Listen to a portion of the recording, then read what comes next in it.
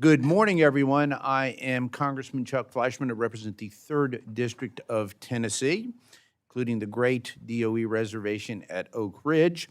I am privileged to be the chairman of the Energy and Water Subcommittee of Appropriations, and I would like to personally welcome the Honorable Chris Wright, Secretary of Energy. Before I begin my formal remarks, Mr. Secretary, thank you on several levels. First of all, thank you for stepping up, a great American entrepreneur. You have left the private sector to take on this arduous task, this important task at this time in our nation as Secretary of Energy. I would like my colleagues and friends on both sides of the dais to know that the Secretary not only has been extremely communicative and cooperative with us, he has actually visited several of the reservations, including the Great Reservation at Oak Ridge, been to our great national lab, seen our NNSA facility and our great legacy cleanup work that's being done. He's visited other labs, and he's met with all of our national lab directors. As most of you know, the Office of Science is near and dear to my heart. And so, Mr. Secretary, thank you for a great 100 days. Thank you for your first hearing before us. And it's just an honor and privilege to have you here today. Thank you, Chairman. It's an honor for me to be here. Thank you, sir.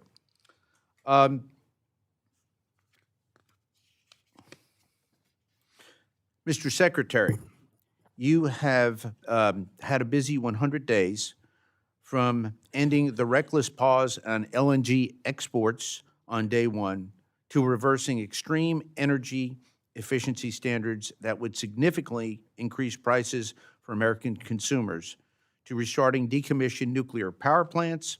We've already seen the Trump administration's firm commitment, which I support wholly, to reverse the harmful policies and regulatory outreach of the previous administration in order to unleash American energy dominance.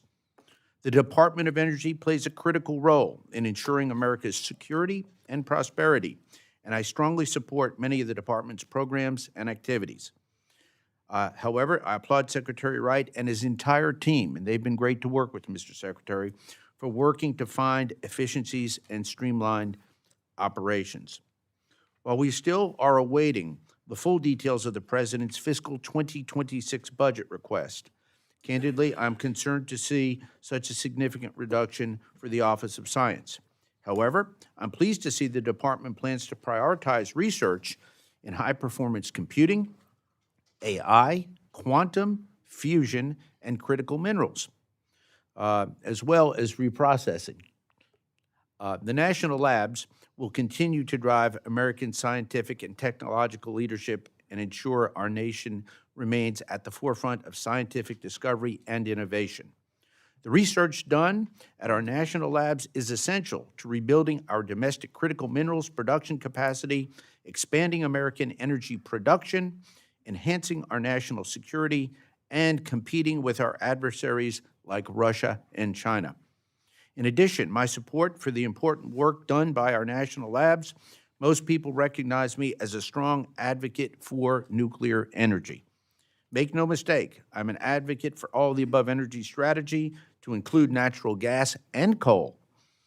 Because of the facets of modern society, we benefit when there is abundant, affordable energy. But nuclear, in my view, Mr. Secretary, must be a foundational part of our energy strategy. So, while I'm glad to see the Department plans to focus on developing innovative concepts for nuclear reactors and researching advanced nuclear fuels, I do have some concerns, candidly, with the proposed reduction to the nuclear energy budget. We're at a pivotal moment in the development of our nuclear energy technologies in the United States, the success of which are critical to regaining international dominance in the nuclear market for our own domestic energy security.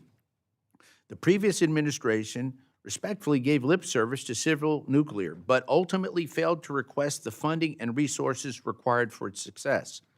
I expect to see a resurgence in civil nuclear power under the Trump administration, and federal investment, in my view, is essential to ensure the successful demonstration of these first-of-a-kind advanced nuclear technologies for commercial deployment in the United States. I'm pleased to see the budget request includes strong support for the National Nuclear Security Administration, as we know it, the NNSA. But I would like to see more resources requested in NNSA's base discretionary budget request rather than it assumed via reconciliation. The global strategic environment is rapidly changing.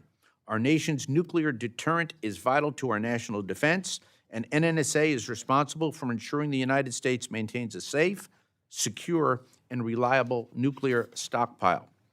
We spent 2 decades after the Cold War deferring any decisions about the future of our nuclear deterrent.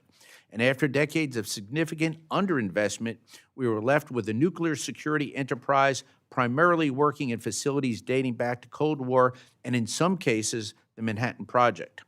Today, we're nearly 15 years into the modernization and recapitalization of our nation's nuclear triad and entire nuclear security enterprise. It is imperative that we fully commit to the continued modernization of our nuclear weapons complex in order to rebuild our capacity, increase our capability, and respond more quickly to today's global security landscape. We cannot take this incredible enterprise that has maintained peace and stability for 80 years for granted. Secretary Wright, once again, I appreciate you being here today, and I look forward to working together with you and my colleagues to develop a fiscally responsible bill that will strengthen our national security and advance our energy independence. I will now turn to my friend and the distinguished ranking member, Ms. Kaptur, for her opening statement.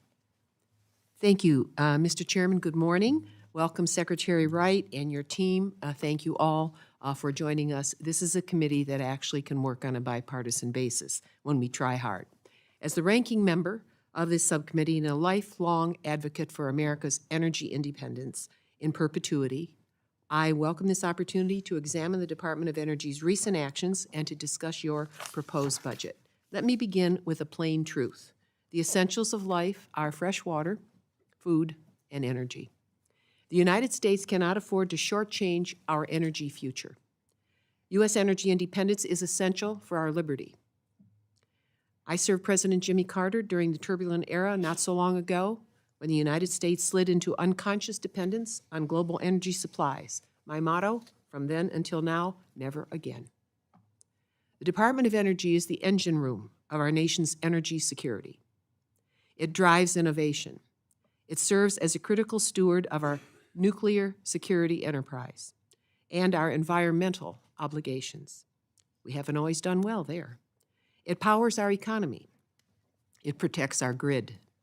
It supports cutting-edge research to ensure that our people, our working families, our industrious small and large businesses, our farmers, our retirees, all have access to affordable, reliable energy and continuing energy innovation. And yet it appears our nation is confronted with proposals to slash $20 billion in Department of Energy programs, $20 billion, despite clear and present threats to U.S. energy stability. The administration's devastating 74% cut to energy efficiency and renewable energy is not just short-sighted, it is dangerous. Since January, the Department of Energy has suspended critical energy programs, canceled executed awards, and contracts authorized by this Congress, severely reduced staffing, including removal of the Inspector General who tries to go after the crooks, and changed contracting policies. The resulting confusion has disrupted communities, businesses, and project developers across our country. This chaotic approach to this critical sector of a strong America and our national security impacts every family, business, and community. Already, our people are feeling directly how the pinch feels when rising energy costs impact every family and business. Let me be crystal clear. Weakening U.S. energy progress at DOE is a direct threat to America's energy security and gives our enemies relief. Weakness in advancing America's energy intelligence leaves us open and exposed to foreign influence. Radical cutbacks weaken our domestic supply chains and delay the very innovations that would shield our economy from global price shocks. and hasten enemy targeting. I am shocked by the damage the administration's proposals are causing already and will continue to cause. Energy is essential to our way of life and economic growth of all of our communities. Take oil. You know that well. The United States is producing more oil than ever before. Record high production levels, something that in theory should be bringing gasoline prices way down, not bobbing back and forth. But the reality is, American families have not been seeing sustained record low gas prices. Why? Because we are still tethered to a volatile global energy market dominated by cartels and petroleum dictators. Oil prices declined recently after the OPEC cartel and its allies agreed to a further boost output. U.S. crude fell 2% to $53.13 a barrel, its lowest value since February of 2021. Let me be the first member of Congress to warn you that growing dependence on foreign crude is not in our national security. 48 years ago, as our nation's economy tanked and sank into deep depression due to the first Arab oil embargo, President Carter and our predecessors in Congress created the U.S. Department of Energy. With their vision and steadfast bipartisan commitment over decades, our nation has steadily made progress in attaining domestic energy independence. We are not at home plate, however. We cannot take our foot off the accelerator. Over the last 40 years, America has made remarkable progress through expanding domestic oil and gas production. Ohio knows this well. We have developed cheaper, cleaner energy sources. Competition breeds lower prices in energy. Innovations, including biofuels, solar, energy storage, thermal recovery, are pushing the new energy frontiers of fusion as well, advanced nuclear and hydrogen. Let's not forget, when Russia invaded Ukraine, it wasn't just a European crisis. That illegal invasion sent energy prices soaring around the world, and the Department of Energy's swift action to deploy strategic reserves and accelerate clean energy development and deployment helped soften the blow. But without a fully resourced department, our ability to respond next time will be severely limited. The posture is dangerous, even foolhardy. American energy independence is about more than geopolitics. Hard-working families in Northwest Ohio and across our country feel these pressures at the pump, see it in their utility bills, and at the checkout counter at grocery stores. Our nation is approaching 350 million people. We cannot behave as though this is 1950. Undermining the U.S. Department of Energy by severely underfunding advanced energy research risks higher energy costs, increased geopolitical volatility, and weaker national security, and that is not a future America should accept. Mr. Secretary, I would like to close by raising for your awareness a district-centric issue that holds national implications. 2 of the 5 worst commercial nuclear power incidents in our nation's history occurred in Ohio's nuclear north that I represent. That's 40% of the bad outcomes. These dangerous and ultimately criminally negligent operations represent the worst management of commercial nuclear power in our nation's history. Bilked ratepayers in Ohio for 40 years have been the victims of these corrupt commercial nuclear operations, all through the willful federal and state abdication of commercial nuclear quality management, including by the Atomic Energy Commission, the Department of Energy, and the Nuclear Regulatory Commission. Our ratepayers deserve and are due justice. They have been paying for the crimes and slipshod decision of those who should have aspired to such higher performance. So I ask that your intervention from your position be used to achieve justice for Ohio's bilked ratepayers. The price gouging continues as we meet here today. And as we work on the FY26 appropriations, I will fight to ensure this energy and water bill invests in America's energy future and its independence. And world-class innovation and diversifying energy supplies is fundamental to our continuing economic strength. I have a notebook I've prepared for you and your staff outlining what's been going on in Ohio. It's absolutely un-American what has gone on there, and it's gone on for a long time. America's energy future is in your hands. Everything must be made in America for America to assure a remarkable history for the years and generations to come. Thank you so very much. Thank the ranking member for her comments. Mr. Secretary, again, thank you for being here with us today. Without objection, your full written testimony will be entered into the record. With that in mind, we would ask that you please summarize your remarks in 5 minutes. And so our folks on the dais know, we will then be entering into questions for 5 minutes. Hopefully, we'll be able to get 2 rounds in. So even myself, I will limit myself to 5 minutes of questions, especially in the first round. But with that, Mr. Secretary, you are now recognized, sir, and I thank you.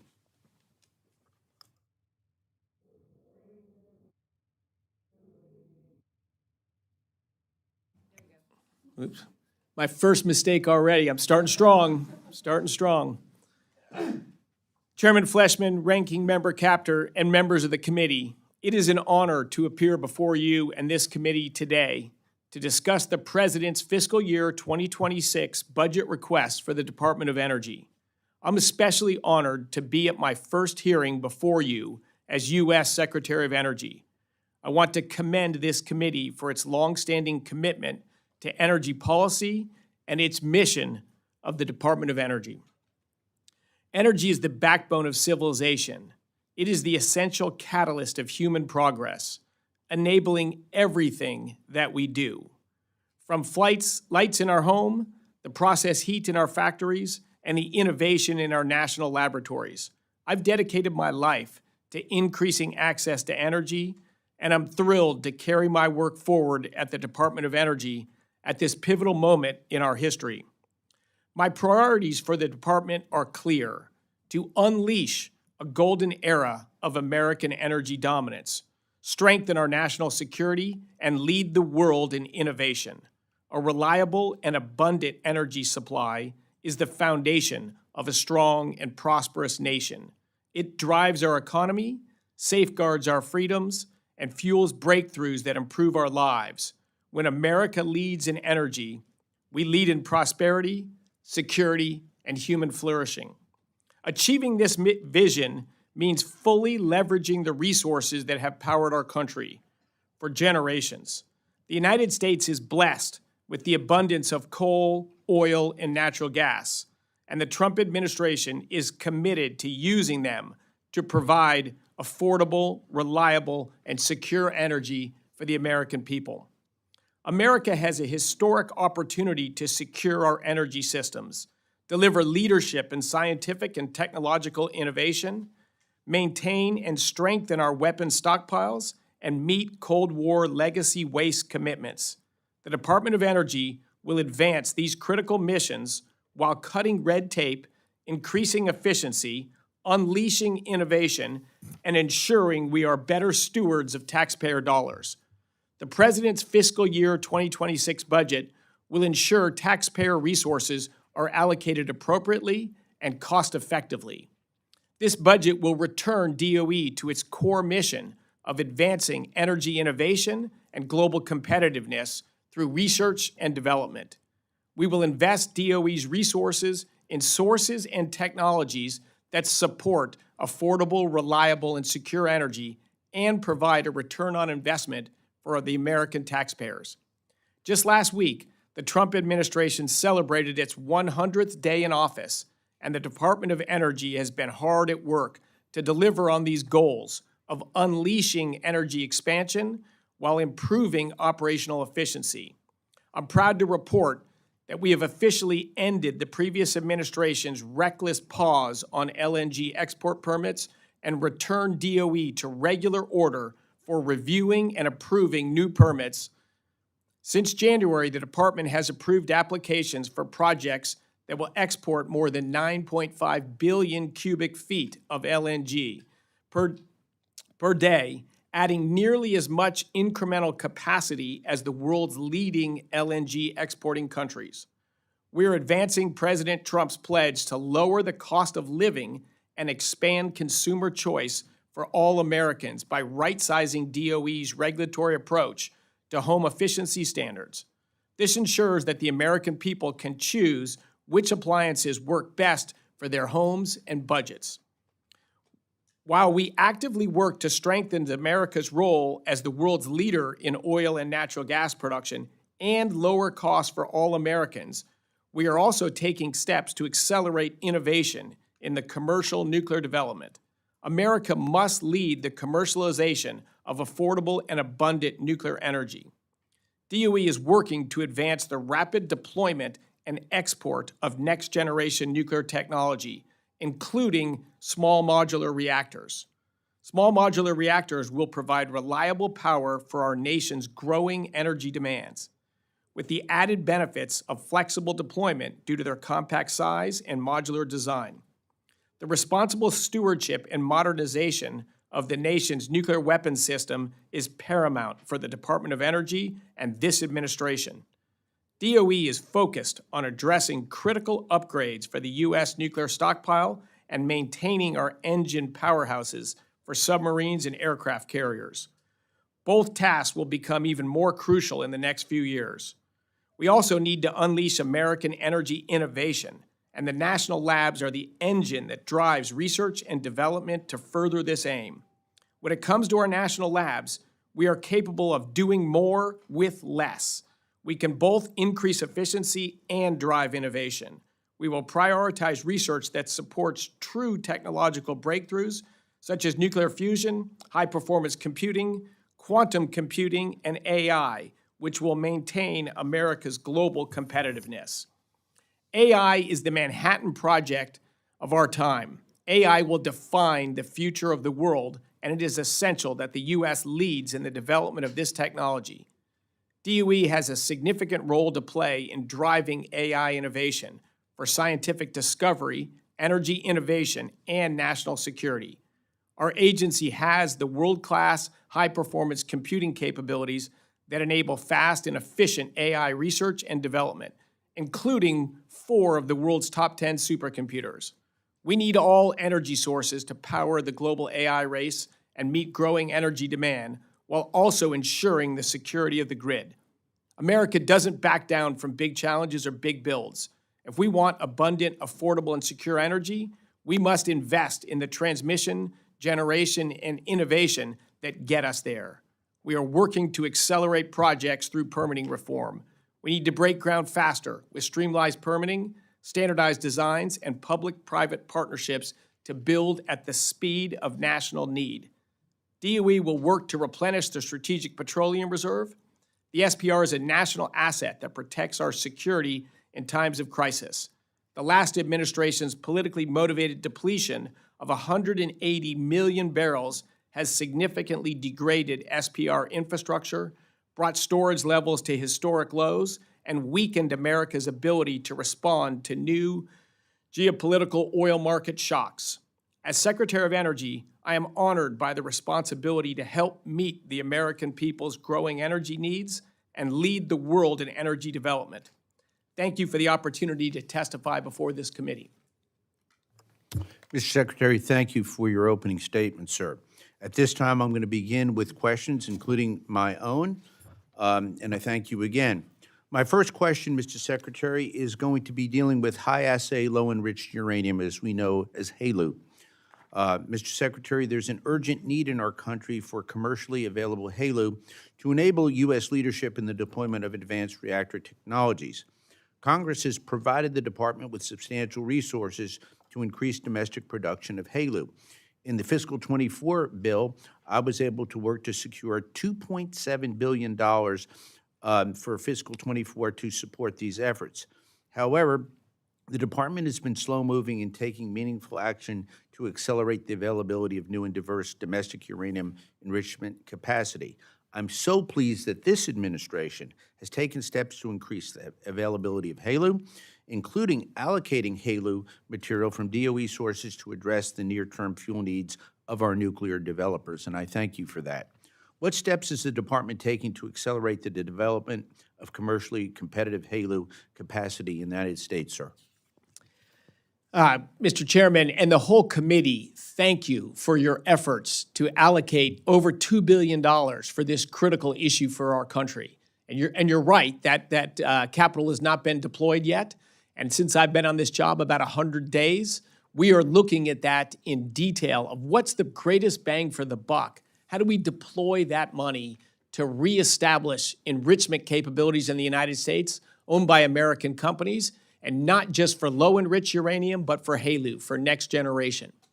And as you know, we've already allocated amounts of HALEU that are in DOE stockpiles to 5 companies that have new next-generation reactors that are coming out to help those reactors get into testing and get into commercial production. We are evaluating, we've put out a request for interest to companies for producing low-enriched uranium in the United States. We've not got back proposals yet, but we will evaluate those carefully. And soon we will send out a solicitation for HALEU as well, looking to deploy the money you have allocated. As you know as well as I do, a little less than a third of current enriched uranium powering the United States nuclear reactors actually comes by American companies produced in America. 2/3 of that is imported from overseas. This is unacceptable, and this is where we are today before we even get the growth and the nuclear renaissance we're both so passionate about. So this is a critical issue. We need to grow the capacity to enrich uranium on our soil, and we will deploy those funds in that effort. Thank you for your comments, and I agree 100% with the Secretary, and we look forward to furthering those goals. The next issue, with my time remaining, is going to deal with spent nuclear fuel reprocessing. Mr. Secretary, there's over 91,000 metric tons of spent nuclear fuel stored at nuclear plant sites around the United States. We originally in this country developed technology to reprocess spent nuclear fuel during World War II, and in fact operated some of the largest reprocessing facilities in the world until it came to an abrupt end during the Carter administration. One of the biggest faux pas in my view. I have put up money in previous bills for nuclear fuel reprocessing.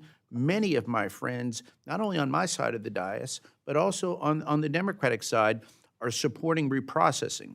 What is the department's strategy to advance spent nuclear fuel reprocessing technologies in the United States and ensure the long-term domestic commercial viabilities of these technologies, sir? Fantastic. Yeah, just yesterday afternoon, this was a subject of discussion among the DOE team in this area and a representative from the White House on nuclear science and discussing reprocessing. I agree with you. This has been a mistake in our country for 50 years, coming up on 50 years. All of that spent uranium fuel from our reactors today is just a growing liability for our country, and we have failed to find a long-term storage for that waste, and we have a growing hole, a growing burden, overhang on us for this waste. And as you pointed out, a lot of this waste and burden right now could actually be fuel and could be of value to next-generation reactors. So DOE has worked hard to prepare a study that will come out before too long on what is the appropriate way to move forward of reprocessing. We're aligned on that. This is a resource, not a burden. Thank you, sir. My time's up, but I want to say even the previous administration worked with me on this issue, and I look forward to working with you as well. At this time, I'd like to recognize Ranking Member Kaptur for 5 minutes for questions. Thank you, Mr. Chairman. I'll just ask one question and allow my colleagues to go on, and I'll come back in the second round. Mr. Secretary, our Constitution delegates to Congress the responsibility of the power of the purse. During your confirmation hearings, you acknowledge the executive role in this system, and I'm quoting you directly, you, in quotes, you would respond to issues of concern to Congress. And that's what I want to ask you about. It is now May 7th. Last January, February, March, April, May, 5 months ago, we sent a letter to the department, to your attention, to freeze, relative to the department's actions to freeze funding to vital energy programs. We followed up with a letter to you the next month, in February, on the same topic, freezing funds to vital energy programs. In February, we requested a briefing from you regarding the firing of NNSA workers and other Department of Energy staff. It's serious and it's consequential. And then last month, April, we sent another letter, follow-up letter, regarding setting an arbitrary 15% cap on indirect costs for university research grants, which are going to have significant impact across this country. Mr. Secretary, I have to tell you, and I know you've been busy, but we have not had a single response to any of those requests, despite the commitment that you made to Congress to respond. Can you please explain how you might address this going forward? You bet. I've received numerous dozens of letters accusing me of things that are reported in headlines, in blog posts and media all over the place, almost all of which are false. Everyone who's reached directly out to me, I've jumped on the phone with, I've texted back. I've not responded to the dozens of letters yet because we're in the middle of reorganizing the department. But a few quick summary points I'll hit. We have not frozen funding. We don't have a single unpaid invoice at our department, not one. If we have an ongoing project for an existing commitment and work is being done, we've paid our bills, all of our bills. We are reviewing existing projects. We've canceled 0 so far, much to the frustration of people on the other side as well. There's a huge deployment of United States funds allocated by Congress and administered by the Department of Energy. I take that responsibility deathly serious. Every night, I go to bed worried about that, and I wake up in the morning to make sure that we are being appropriate stewards of American taxpayer funds. And we are reviewing, and I'll walk through later in more detail exactly how we're doing that. But let me say up front, why do we need this careful study right now? You guys are moving too slow. Active projects where work is being done, we've paid our bills. We've never not paid our bills, never. In the last administration, let me give one example because it's indicative of other financial support programs. The Loan Program Office is 15 years old. In its first 15 years, it deployed a little over $40 billion towards energy projects. 15 years, a little over $40 billion. We had an election in November. From the day after that election until Inauguration Day, the Loan Program Office issued $100 billion of loans and loan commitments, 2.5 times what was done in 15 years. They did in 76 days. Mr. Secretary, thank you very much for beginning to respond. I'm not asking about the entire loan portfolio. I'm asking why you haven't answered 4 requests from the Congress of the United States in the House here. I'm here And by the way, it's a bipartisan request, and it is bicameral. I could not do the work I'm doing and responded to the dozens of letters I've got. I've had several phone calls. I'm happy to jump on the phone with you at any time. And it's hard to respond to requests where the premise of the questions and the premise of the accusations are simply false. Well, sir, do you have a congressional staff hired yet? I do. I have. It's lean and mean, but it's actually a tremendous staff. Well, we have not, since January, gotten a response to our letters to you. And we're very concerned about the firing of NNSA workers and Department of Energy staff. What percentage fewer staff do you have now than you did in January when you inherited the office? People in the doors that are on the staff right now, it's low single-digit %. We are working on a restructuring of the department, which will be a more meaningful change in that, but it is in progress and it's almost entirely voluntary. And how many thousands have left? Well less than 1,000. Well, would I have your commitment that you could look back at our initial request and every subsequent request and get back to us by next week? We will continue to provide updates as things evolve in the department. I've spent a fair amount of time on communications in this, but it's not been my biggest dedication of time. If I was to respond to the dozens of letters I've got, it would be the majority of my time. I'm happy to jump on the phone at any time to talk to you or others about it. Mr. And when we Secretary, finish we need a more thorough briefing than that, sir. I'm sort of disappointed in your answer this morning. I think it speaks for itself. Yield back. Thank you, Ranking Member. At this time, I'd like to recognize my friend, the distinguished former chairman of this subcommittee, the current chairman of the Interior Subcommittee, representing the great DOE reservation in Idaho, my dear friend Mike Simpson. Thank you, Chairman. Congratulations, Secretary. This is the first time I've had a chance to congratulate you on your nomination and, frankly, on your confirmation through the body across the rotunda. But we're glad to have you here and glad that you've taken the time both to brief us and your time from being a successful businessman to join the government in addressing these issues. I've appreciated that several times since you've taken over as Secretary, you've referred to the National Lab Complex as a crown jewel of our nation. I wholeheartedly agree with you. They do more research that's important there. I tell people if you ever want to get wowed by government, go visit one of our national labs and see what they're doing. Every time I walk out of one, I'm just amazed at what they're doing. So I'd invite you out to visit the Idaho National Lab. I'd like to know when you're coming, so I'd like to be there with you. And I know the same is true for Congressman Newhouse that represents PNNL and the Hanford cleanup site. But it's great to have you here. And when you come out, we'll have a barbecue in my backyard. I've done that with every secretary, I think, for the last 20 years or something like that. Some of them get fairly memorable, but they're a lot of fun. So anyway, congratulations. Let me talk about your budget. Reactor development. And I know you've already talked about HALEU fuel that's going to be needed by a lot of these new demonstration reactors and so forth. Can you give us some insight into what the President's 26 budget request might look like regarding reactor development and demonstrations? Yes, well, I can't provide any details beyond the skinny budget. And as you saw, we do have a reduction in spending within the Nuclear Energy Department in DOE.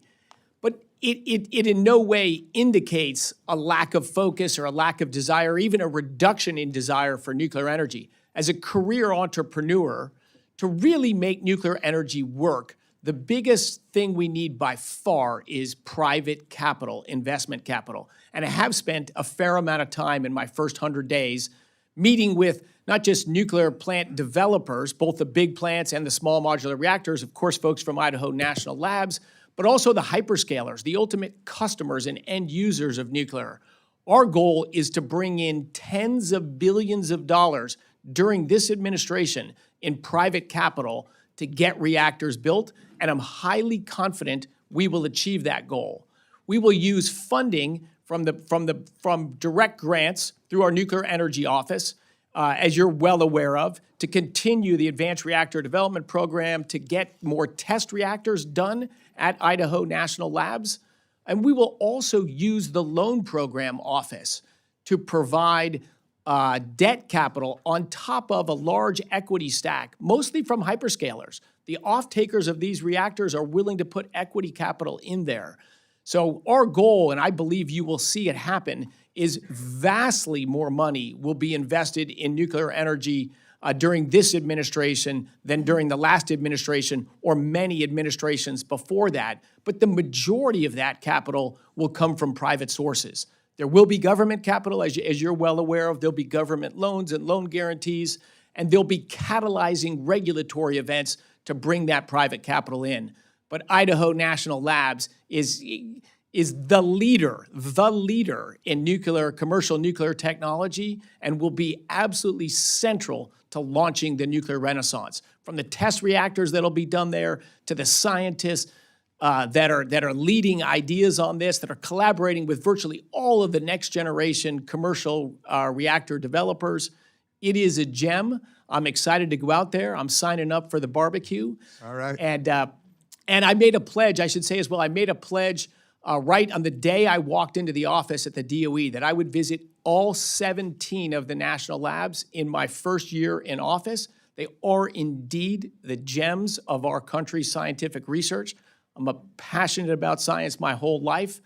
I visited several of them already, and I forgot my other point. But well, I appreciate that. Go nuclear. I agree with you, and I'm glad to see that you understand the importance of nuclear energy if we're going to meet the energy demands of the future with data centers and AI and all of that stuff. It's amazing how much power local communities are going to have if they're going to put a data center in there somewhere in their community and stuff. In fact, nuclear power is what's going to solve that problem, I think. Let me ask you one other question, or at least bring up the issue. The cleanup projects that we're doing in the site. I noticed they're over in the skinny budget. The the funding is down overall. We keep Hanford the same. I fully understand that and agree with that. That is a problem that we've got to solve, and it's going to take a long time to fix it.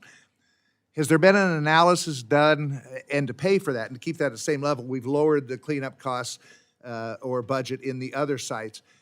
Has there been an analysis what the increase in the total cost, say at the Idaho cleanup project, what it would be by delaying it because we underfund what's necessary to keep it going at the current level? Because that's going to extend the time and cost of cleaning it up. So has there been that analysis done? Well, Congressman, the total reduction in the environmental management budget is actually quite small, and our firm belief is that through efficiency, through doing things smarter, there won't be any slowdown. It's a small reduction in budget. We're hoping that the actual work achieved will be larger than it was the year before. So we're banking and believe strongly in efficiencies. That's why I'm here, is to take a department that hasn't really been run like a business and run it like a business. So with a few percent more in the budget, we can achieve several percent more in output. So no intentions to slow down the cleanups at Idaho or any of the other sites. I appreciate that, and I will tell you that I know you've met with all the lab directors, and John Wagner gave you a big thumbs up when I talked to him last time, so you're off on the right foot. Thank you, Congressman. Thank you, Chairman Simpson. Mr. Secretary, I alluded to the strong bipartisan support in my opening statement. I chair 8 nuclear-related caucuses and energy caucuses, and at this time I'd like to recognize for 5 minutes my friend from California, Mr. Levin, who is my co-chair on the Spent Nuclear Fuel Caucus. So, Mr. Levin, I thank you for your work with me on that caucus, and I recognize you for 5 minutes. Thank you, Chairman Fleischman. Thank you, Ranking Member Capter, and thank you, Mr. Secretary. It's great to have you here. And as my friend from Tennessee mentioned, we have a bipartisan Spent Nuclear Fuel Solutions Caucus. I represent San Onofre Nuclear Generating Station, which you may be familiar with, and it has been for a long time a symptom of a greater problem in this country, which is the lack of a really clear and coherent long-term strategy to deal with the nation's spent nuclear fuel, and particularly as you and the administration seek to increase nuclear energy as a priority for this country, we've got to fix the back end of the fuel cycle. So I would love to work with you, as I have with your predecessors, on this issue. It's critically important that we do so in a bipartisan way, and that we fund the spent nuclear fuel program commensurate with the need and really with the challenge that exists. I have a chart from the DOE. We blew it up, and I couldn't even believe it. I couldn't believe the numbers on this chart. But the amount of money that taxpayers are on the hook for right now, hopefully you can see these numbers, has gone up from $27 billion in 2014 all the way up to $48.7 billion. It's around $2 million a day that it goes up by. So in terms, my friend Ms. Wasserman-Schultz is not here, so I will use this. But in terms of efficiencies or taxpayer liability, this is crazy. And as a member of this committee, I'm going to do everything I can to try to protect taxpayer dollars, which means we have to do better. The current projections from DOE says, 2040 maybe for a consolidated interim storage facility or facilities, all the way out to 2060 or 2065 for a geologic repository. I want to work with you, my friend Chuck, and others to dramatically accelerate that time frame however we can.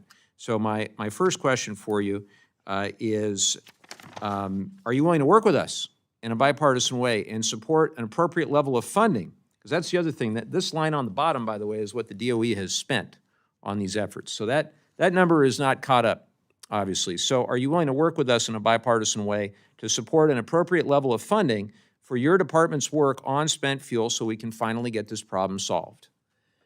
Absolutely, Congressman Levin. And you laid out a problem quite nicely. We share a desire to see nuclear power thrive and grow, yet we've had a spent fuel problem as long as both you and I have been alive. We're over 25 years late in our commitment as a government to start taking the fuel away. I definitely want to work with you and all others. Certainly Ranking Member Capter as well is passionate in knowledge about nuclear, and she's got a lot of experience and knowledge I don't have. We need to work together on this issue. The broader issue I arrive with is that we've tried one direction. We're going to pick a location and then we're going to just do it. That hasn't worked for many decades. My desire is to do this in reverse. If you tell someone it's going to be here, you're imposing it on people, their gut reaction is, no, you're not. No, you're not. We want to try the opposite approach. We want an opt-in approach. Who would like to host a site for nuclear waste disposal, may have reprocessing business there, it may have other nuclear business associated with it? I've floated that idea around. There's all sorts of states that want to be the nuclear state that want to do something like that. I think we've got to change the paradigm and invite people to partner with us to their economic benefit at their choice. My suspicion is we will get many hands raised in the air and many proposals. And my hope is that working together with you and others, that we can move something that's just been stagnant for our lifetimes into motion. But I am all ears for ideas and partnership and collaboration. So this is music to my ears because we've been working with DOE now for my 6 years on a consent-based approach, a collaborative, more collaborative approach. We've funded now in this subcommittee quite a bit of money over the last number of years, but it's a drop in the bucket compared to what this taxpayer liability really is. So I'm really encouraged by that. And I'd ask whether you'd be willing to report back to us with a integrated management plan for spent nuclear fuel that's long overdue at the DOE, that is based in collaboration, informed by lessons learned from past experiences, and incorporates also best international practices. Can we work with you on all this? Absolutely. That's one of the things our nuclear team is working on right now.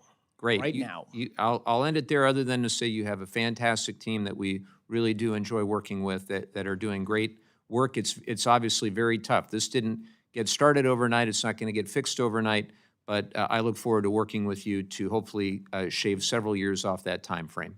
And with that, I'll yield back. Thank you, Congressman.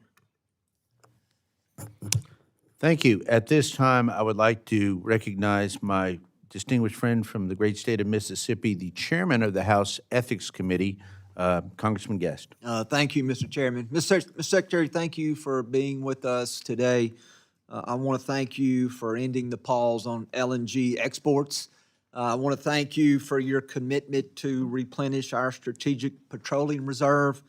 And I also want to thank you for setting an agency goal that you list as unleashing American energy dominance while strengthening our national security. I noticed in your testimony on page 3, you talk about the importance of AI, artificial intelligence. You referred to it as the next Manhattan Project. I've also heard it referred to as the next space race. You list there that we need all energy sources to power the global AI race and meet growing data center energy demands, including nuclear, gas, geothermal, coal, while also ensuring the security of the grid. And so I would ask if you would just take a brief moment to talk to the committee about how the department is planning to meet the growing energy needs, not only of data centers, which are extremely important, but also we know advanced manufacturing as we bring more advanced manufacturing online. The energy needs of transportation now as we see more vehicles being electrified. So can you just tell us briefly your goal as to how you would like to see the Department of Energy move forward to make sure that we have the energy necessary to compete in this AI race? Fantastic. Love the question and love the premise of how critical AI is. And I've called it the Next Manhattan Project for a reason. I'm sure you're aware. You know, in the original Manhattan Project, Nazi Germany was also trying to develop an atomic bomb. So the cost of being second was just devastating. Like that was a race, not you want to win, we had to win. And I think AI has similar overlay. You know, we see the great commercial and personal lifestyle uses of AI already, but its uses will be dramatically impactful to basic science, and maybe I'll get to that later, but also to national defense. If we are lagging, if we're behind China in AI, our sovereignty, our national defense is at risk. I think it is not an option for us to get second in AI. And I think in the last administration, where we saw very little growth in America's energy production capacity, we were on a road where we were not going to lead in AI. So as I think you and I both believe, we need to lean in.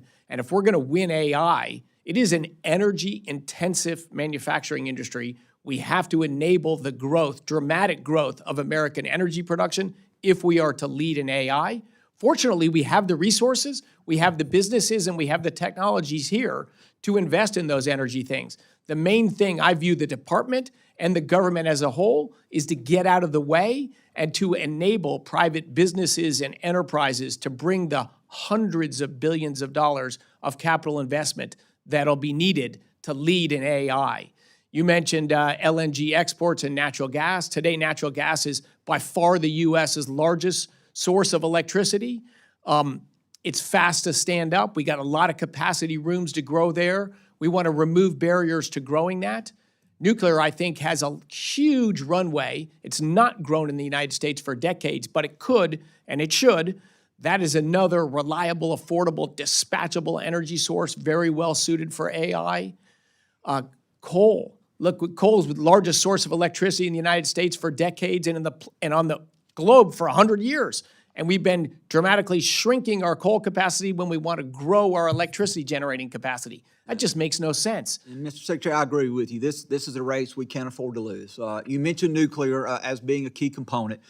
We've heard a lot about SMRs, small modular reactors, but also want to talk more about large-scale nuclear reactors. In my home state of Mississippi, we have the Grand Gulf Nuclear Power Facility, which is the most powerful single-unit nuclear power plant in the United States. It is also one of the most efficient and most reliable.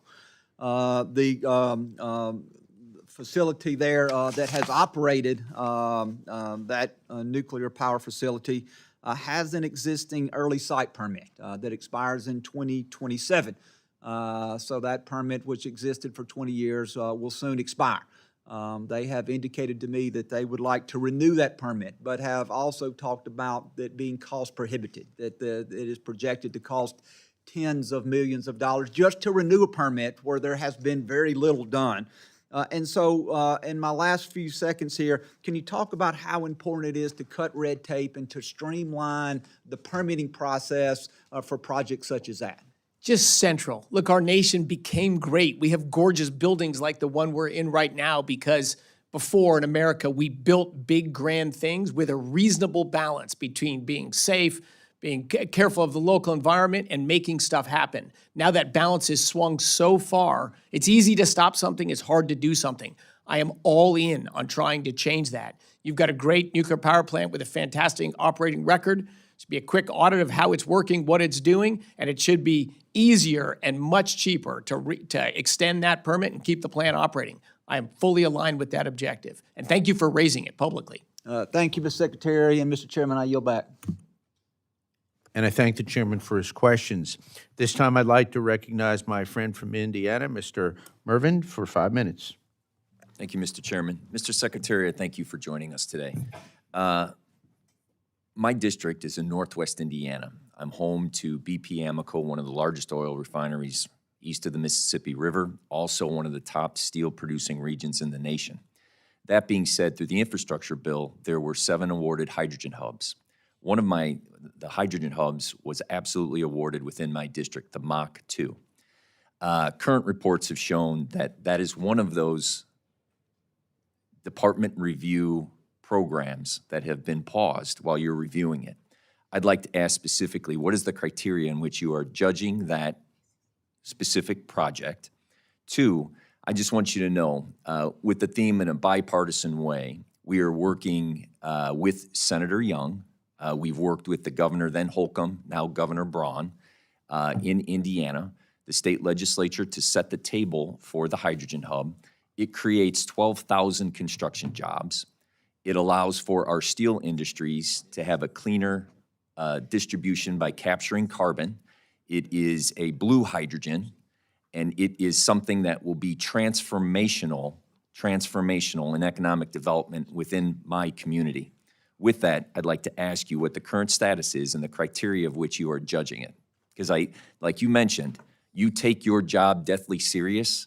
I take work and wealth in my community deathly serious, and this is something that creates work and wealth, has passed the Congress, and is now being reviewed by the Department of Energy. Thank you, Congressman, for that question. And I've seen several articles or headlines as well that we're canceling the blue state projects and advancing the red state. I don't even know where these rumors or this stuff comes from. They're not coming from us. Oh, I know it's not coming from you, but I'm saying it's all out there in the press. Everyone reads and hears. And look, we have made, and maybe to some people's frustration, 0 decisions on projects yet. Because key to me was to get thorough data and a process that was thoughtful, thorough, and deliberate. So what is the process and what is thorough data?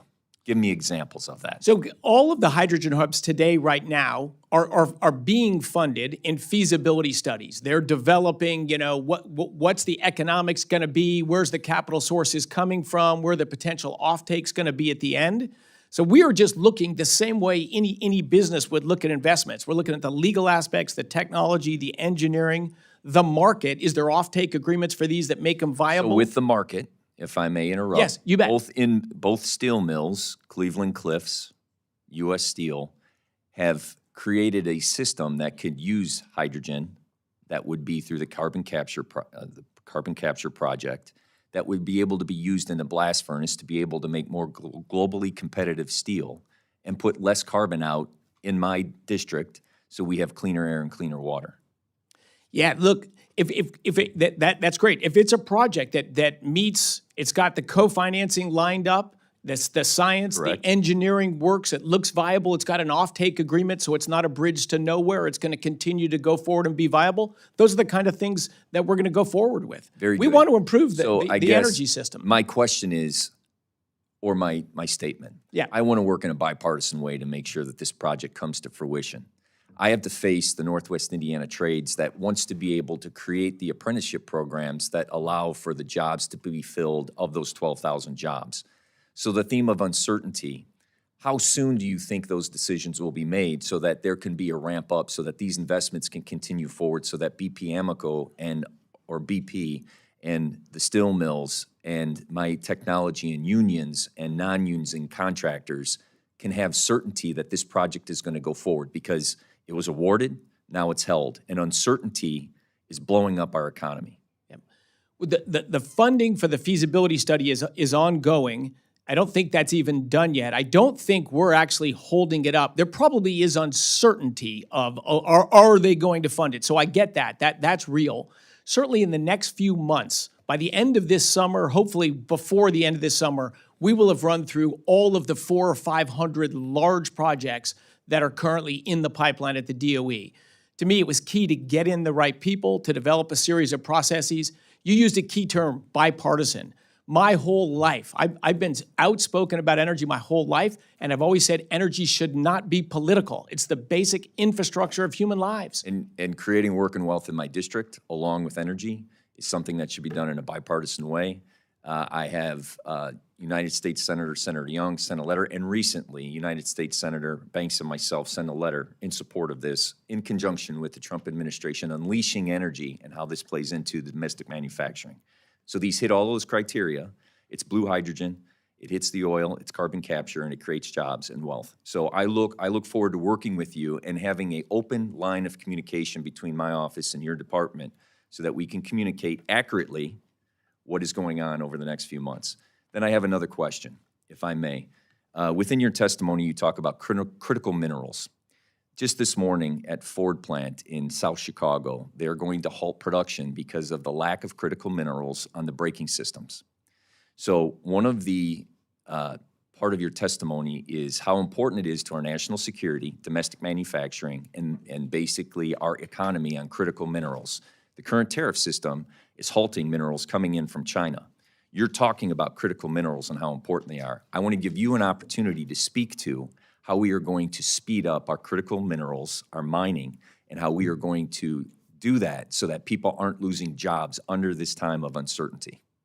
Critical issue, Congressman. Thank you for raising it. It truly is critical. For decades, China has worked to get a large, controlling, in some case, complete control of supply chain of what seem like small businesses, but they're critical businesses, hence the term. You can't build the brake system without that magnet. And that's of great concern. There is a cross-agency effort in this government right now. It is there, not a day goes by, not a Saturday or Sunday goes by, that there is not a dialogue about how do we change this calculus on the ground? How do we develop capacity of mines, of refining, of production in our country of so many, of the 50 critical minerals, we're 100% dependent on imports for 12 of them. We're up to 40 of them that we produce less than half of in this country. So yes, it is a priority issue for us, and it's something you're going to hear a lot more about. But thank you again for raising that and for your bipartisan and job-focused sentiments on energy. Yes, and just in closing, the real life of that is that in Riverdale, a steel mill that is part of my local 1010, they just laid off people because the pinching of the auto industry. And I just received notice today they're going to be closing down or reducing workers within a plant near me. 80% of those people live in my district. I will work with you in any way possible to close that gap, to make sure that the minerals are there, to make sure that those individuals are working and providing for their families. So we take that deathly serious together, and I want to work with you in order to find solutions quickly so that there isn't this uncertainty and economic disruption to those people's lives. Fantastic, Congressman. Thank you for those words and for your passion. Thank you. Thank the gentleman for his questions, and I would respectfully remind the members that we want to limit the first round of questions to 5 minutes so that everyone can have an opportunity to ask. At this time, I'd like to recognize the distinguished vice chair of this subcommittee, Mr. Cloud, from Texas, for 5 minutes. Thank you, Mr. Secretary. I come from the district that's home to Corpus Christi, the #1 energy export port. So we were very thankful to see your removing of the LNG export ban. I had just some months ago, was at an energy summit, and there were 14 other countries there. Had the opportunity to speak to them, and the first question they had from other countries was, how soon will you be able to send LNG to us? And that was their biggest concern because of all the wonderful benefits of it. And certainly us producing energy is a lot better than them going to other countries who don't do it nearly as well as we do. So thank you for that. This conversation is really so important. I appreciate what you've done and what you bring to this office in the sense because you have always made the connection between energy production and human flourishing and uplift and understanding that our policies are actually directly connected to humans advancing and being able to heat our homes and travel and all those different kind of things. So I've appreciated the heart you brought to it. And just, about a year and a half ago, as I talked to different energy producers, the conversation was kind of like everybody was trying to get their piece of the pie. And as you mentioned, with the advancement of data, AI, everything that we're looking at the future and expecting exponential energy growth, it's more like how much pie can we make than it is everybody having to kind of fight for their piece of the pie. Having said that, I also appreciate your understanding how it's so important that we prioritize consistent, affordable, baseload energy. We've had a lot of investment in intermittent energy sources that isn't returning a good necessary ROI to the American taxpayer or to the industry, for that matter. And some of our investments have had the effect of distorting the economy in a way that's not very helpful or natural.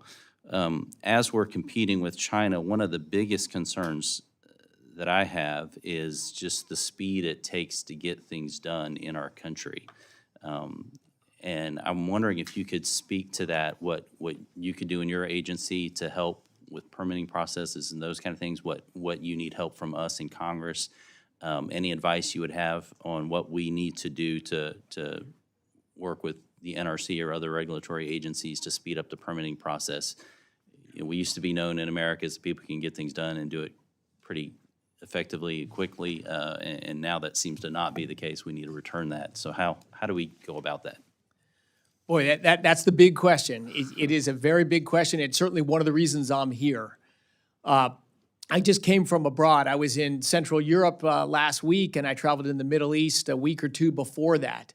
And everyone wants to invest in America, right? Because you got rule of law and you can do business in America. And there is a growing concern that We can't get permits. We're ready to bring a lot of money, and obviously everybody wants us to build a data center or a power plant or whatever it is their investment's going to, but it's taken us forever to get a permit. This is making our society more stagnant. It's pushing manufacturing and things overseas. It's chilling investment in our country, which means less jobs are created in our country, less pressure to push wages up that we all want to see. So it is absolutely critical. I can tell you a few things we did at the Department of Energy. For example, in the national labs, think of OSHA, right? We have a very robust, maybe overly robust, health regulatory agency that all businesses comply with, including my former businesses when I was in a different life. At the Department of Energy, you have to comply with all that, and then another layer. Another layer that's mostly duplicative and slightly different in some areas. You can't even get most of the people to bid on building something because they're not going to go through that extra hoop. It cost the Department of Energy to build like a laboratory building where scientists are working on computers 60% more than it would cost a business across the street to build the same thing. So the government, of course, is just, and so I convened all the national lab directors within 2 weeks of my arrival in the doors to tell us, how can I help you? How can we make things more efficiently? Now, that's just in the labs. But they gave me a bunch of lists, and we are rapidly implementing them so we can build stuff quicker and faster and remove some of this red tape. But for commercial businesses, they have a ton as well. The National Energy Dominance Council was really created to get all of the agencies, EPA, Interior, Energy, Commerce, Treasury, together of what we basically do is we listen to businesses everywhere. Why can't you invest in that? Or what's slowing you down? And we are trying to knock things over that we can that are regulatory. But I think some kind of congressional permitting reform is necessary as well. Part of our team is working with people in Congress. What's the bipartisan way to get bills that just put timelines on certain things? NEPA's to protect our environment. Everybody wants clean air and clean water, but if a NEPA thing makes something last 6 or 7 years to get approved, most things just simply won't get built. It just means nothing happens. Yeah. So thank you for expressing that sentiment. I think it's a huge problem in our country. How can we advance if we can't build anything? Yeah, thank you for that. One thing I did want to, because this seemed like a headline to me, and we kind of skated through it, but the Biden administration in their last few days in office sent out $100 billion as opposed to 40. Could you speak to that? I mean, that seems almost criminal. Are those employees still employed with the DOE? I mean, that's, anyway, that just seems work. I'm also on the Oversight Committee, so I'm, have a natural penchant for looking into stuff like this, but could you speak to what really happened there? It's extremely concerning. And so to balance the moving things forward, projects forward, but to understand how did this happen? What was in it? I could go on. There are clauses in loan agreements that are in all previous loan agreements that somehow weren't in the loan agreements rushed out at the end. So this is a longer topic, but extremely concerning. A little over $40 billion of commitments and loans out of the loan program office in 15 years, and then nearly $100 billion in 76 days. I think we should all be concerned about that. And that's one of the reasons I'm trying to assemble a top-notch team and be very careful that we do things in a responsible way. Thank you. Thank you. At this time, Mr. Secretary, I would like to recognize the ranking member of the full Appropriations Committee, Rosa DeLauro from Connecticut. Ranking member. Thank you very, very much, Mr. Chairman and Ranking Member Capter, and welcome to you, Mr. Secretary. Delighted. I apologize to my colleagues for interloping, but there are 5 hearings I'm trying to get to today. So I know this is the second. So let me just talk about the budget for 2026. Which makes strategic investments that lower energy costs for American families, promote American energy independence, support a robust and modern manufacturing sector. I want to know more about the funding that's already been appropriated in law. The fiscal year 2025 continuing resolution required the Department of Energy to submit a spend plan for the department at a level of detail provided for in the previous year's explanatory statement within 45 days of the enacted legislation. The department has not met this deadline and did not submit to the committee a spend plan. We were supposed to get spend plans by the end of April, at the level of detail as required by law in the continuing resolution. It shouldn't be a difficult exercise, since it's the fiscal year 2024 Energy and Water Bill included the Department of Energy funding tables into law. It dictates all the programs, project activity levels for DOE, except for the 3 accounts exempted by the continuing resolution, so that we have the blueprint.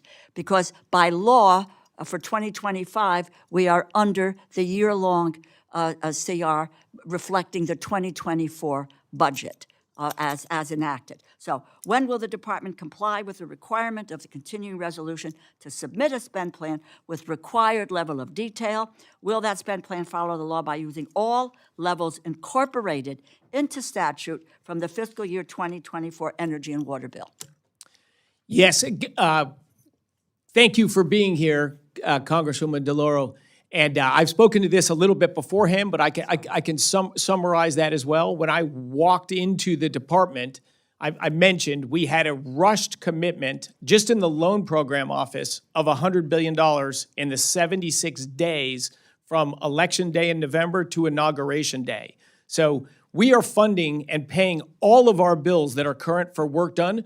But do we know whether the projects that we have are going to meet the next hurdle to go on to the next step? We do not know that. Well, let me just say, and because I want to ask another question, but the requirement by law under the continuing resolution was to provide the Appropriations Committee with a spend plan as to how you want to, for 2025, spend this money. As I say, it shouldn't be difficult because we're under 2024 and it is all outlined in 2024. So I really want to press you on getting us that spend plan with detail so we know where we're trying to go in 2025 because we haven't settled that budget yet, given a year-long continuing resolution, which was very specific about getting us the material and how you intend to spend the money in 2025. Again, simple. It's 2024. You can carry it over. I've got a fear that we're going to illegally trying to move these funds and move them elsewhere. But the law of the land is the 2024 enacted budget applied to 2025. So I really, we're going to press on getting that. Let me move quickly to another question, if I can. At the moment, and I want to talk about what's happening right now. We need to know more about the funding already appropriated into law.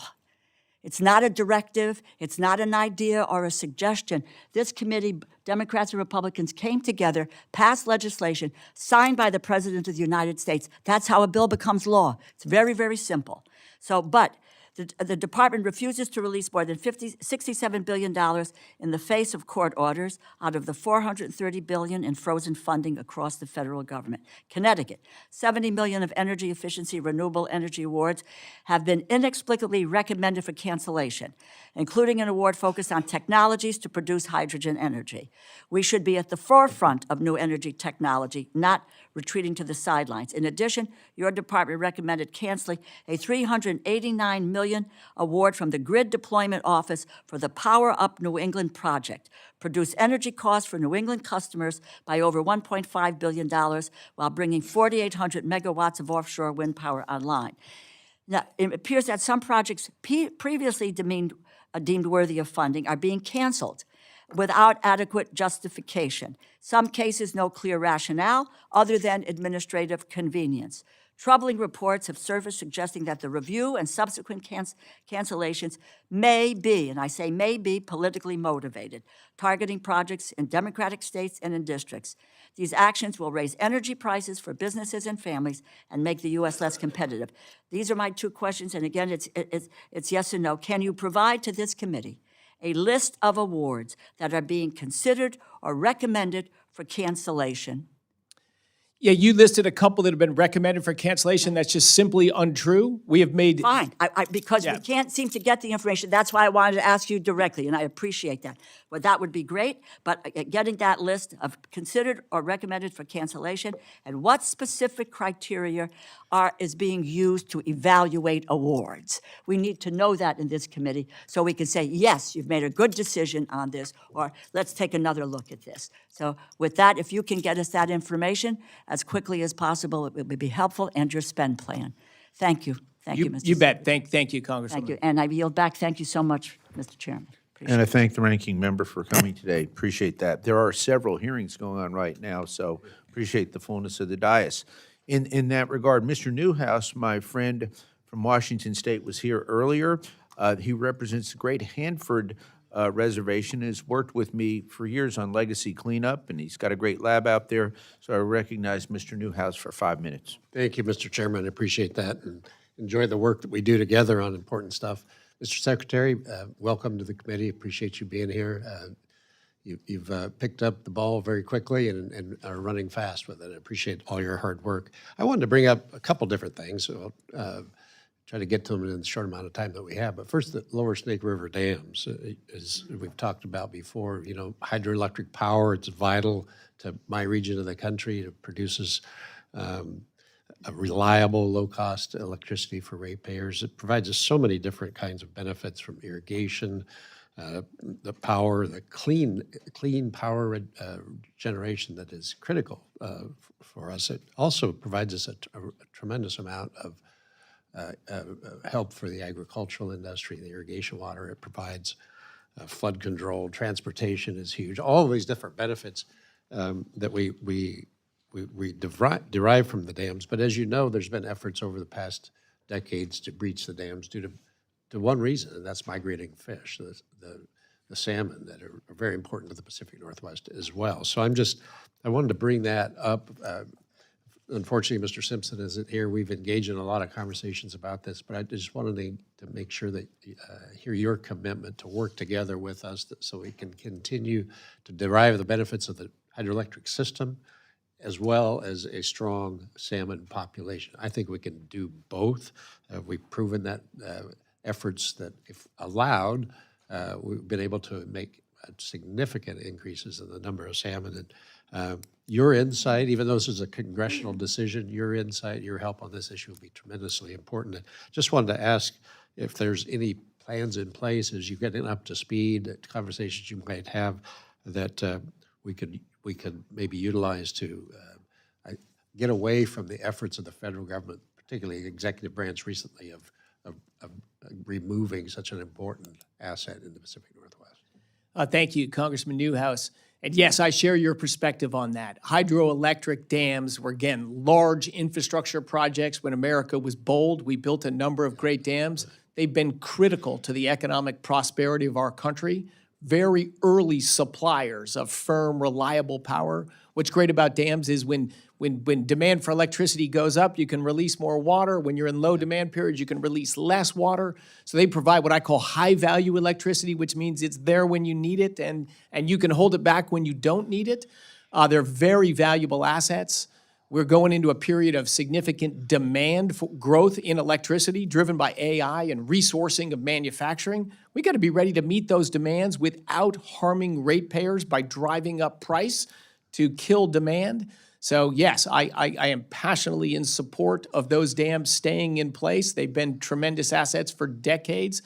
We should not spend money to go backwards to reduce our energy generating capacity, particularly of such high-value electricity as that from those dams. So yes, I am fully aligned to work with you, and so is the whole administration, to think first about the American taxpayers and the American citizens that need it.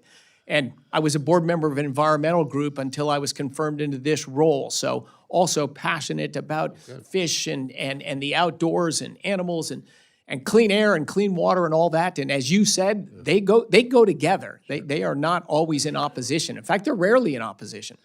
Yeah, absolutely. That's great. I appreciate hearing that. And on that note, we've talked about Hanford. Mr. Simpson talked about that as well. Mr. The chairman did as well. when you come out to visit Hanford, which I know you will as Secretary of Energy, I'd love to be able to include in your trip a visit to one of the hydroelectric dams. Absolutely, absolutely. When I go out to PNNL, I'll also visit Hanford, and I'd love to go visit a dam or two with you as well. Good, good, good. We'll make that happen. Talking about Hanford, a significant effort on the part of DOE in Central Washington, some of the legacy cleanup of our efforts to win World War II and the Cold War, the Manhattan Project, all those things that are tremendously important. But we have a problem that we're facing. I do appreciate the comments that you've made in conveying the importance of that, and really anxious to have you out there and visit firsthand so you can see exactly what's going on. The tremendous work that is happening there requires a stable, steady budget in order to make that successful and long-term commitment, which fortunately that has been there, and we want to continue that. I just wanted to ask you about any kind of thoughts that you've been putting into this. Are you planning to ensure, as you look at the adequate resources that are necessary for Hanford as this work continues and ramps up? We're just about close to opening the VIT plant, which is an exciting thing. So just wanted to get your perspective on that. And again, reiterate, looking forward to your, I'm sure will be upcoming visit. Yeah, one of my key picks for my team for assistant secretary was environmental management, good. and I picked a guy who's been a constructor, developer, investor, businessman about building things, and moving dirt and making stuff happen. So I think he will be a great asset to environmental management team. But yeah, Hanford is key. The funding for that, unlike almost everything else in the department, is flat for that we have proposed in our budget for 2026 versus 2025. I'm very excited to see the direct feed, low activity waste plant come online this year. Yes, I've had multiple meetings with Bechtel about that, and I've continued to express the importance of it, and I've gotten great assurances all the way from the top of the company that top people are on it, and that plant will be operating this year. I'm excited to see that. In fact, I'll probably be out for the ribbon cutting when we get that going. Thank you for your commitment to that. Yeah, thank you. And I apologize, Mr. Chairman, I'm way over time, so thank you. I yield back. Maybe not so much over time. Okay. Thank you, Mr. Newhouse. At this time, I'd like to recognize my friend and colleague from Nevada, Ms. Lee. Mr. Secretary, we talked earlier about our 8 caucuses. Ms. Lee is my co-chair on a critically important caucus, the Nuclear Cleanup Caucus, which is probably one of the largest caucuses, bipartisan caucuses in all of Congress. I took that over from my dear friend Doc Hastings from Newhouse, from Mr. Newhouse's district. So at this time, I'd like to recognize my friend and colleague, Ms. Lee. Thank you, Mr. Chair. Good morning. It's nice to see you, Secretary Wright. Thank you for being here and your work. Since coming to Congress, I've worked with everyone, Republicans, Democrats, multiple administrations, to make sure that no federal money goes to the failed Yucca Mountain repository project. So your assessment was music to my ears and Nevadans' ears, who have opposed this for decades. And so my heart goes out to my colleagues who really need a solution to nuclear fuel, spent nuclear fuel. And so that's why I am proud to work with the chairman on the Nuclear Cleanup Caucus, because I don't think you should always be a brick wall, that you should come up with an alternative solution. So it was good to hear your assessment on consent-based siting and asking communities to opt in, which I do believe is the best approach to nuclear waste. So I just wanted to confirm and get your commitment that in your final fiscal year 26 budget request, it will reflect your commitment that not one dime for the Department of Energy to license or otherwise force a nuclear waste repository on my home state of Nevada. So I'm prohibited for talking about the details of the budget request that hasn't been released yet. But yeah, I think you heard my strong sentiment that the solution to this problem is to get communities to opt in and not a top-down, force-down. So I think we're aligned on that. And I think we're also aligned, hopefully, that it's not just some people, but it's all of us need a solution for long-term disposal to waste, but that we've got to do it a different way. The ways we've tried in the past decades have simply not worked. Thank you, and I'm happy to continue to work with you and your team Great. on that. I want to pivot to something that I do think it's safe to say that you and I both believe in and is in our country's best interest, and that's more geothermal energy. At your confirmation hearing, you referred to geothermal as an abundant energy resource right below our feet. So the DOE has estimated that thanks to enhanced geothermal systems, the U.S. has the potential to affordably capture enough of our domestic geothermal resources to power the equivalent of more than 65 million homes by 2050. But continued support from the Department of Energy will be essential. Can we expect that, again, I know you're probably limited in identifying, but can we expect in the final budget request that it will reflect the enthusiasm you have expressed, in particular through robust funding of the Geothermal Technologies Office, as well as investments in next-generation geothermal demonstration projects? Yeah, so as you know, I can't speak to any specifics in the final budget request that'll be coming, but yes, I share your belief. What's valuable about geothermal is you get energy when you need it and when you want it, and you can even flex it up and down. So I think it's a tremendous energy resource. I look forward to helping to push it forward. Both that'll be government efforts, but the biggest driver there, like with nuclear, is going to be commercial private money, which has started to flow in that space. And so I want to work not just at the department, but together with commercial players in that space. How can we enable more capital? How can we make permitting simple? How can we help on technology development? But yeah, I am bullish on the future of geothermal, but permitting and a sober government is necessary to make that happen. Well, I have several bills that are bipartisan aimed at streamlining the permitting process, so hope to get your support on those. I think that's important, so I'm very happy to hear that. My state doesn't have much oil or gas to speak of. In fact, more than 20 out of the 22,000 federal oil and gas leases issued in Nevada since 1953, fewer than 100 or less than 0.5% have ever produced any energy. But what we do have, 300 or more sunny days each year. And so I was pleased to see the BLM approve the first utility-scale solar facility on federal land since the start of the Trump administration, which was in Yuma County. Can we interpret this positive news to mean that the DOE under the new administration will also champion solar as part of the all-of-above energy strategy, including maintaining and supporting the department's Solar Energy Technologies Office? Well, my comment on that, I've never been all of the above myself because there's energy sources that swallow money and don't deliver value. So I'm not for them, but I am for all energy sources that are affordable, reliable, secure, and better our energy system. And I think solar, you see meaningful growth of that in the marketplace with commercial money. It's heavily subsidized, so that's a distortion there. But yeah, solar, I believe, my personal belief, an energy source with a future.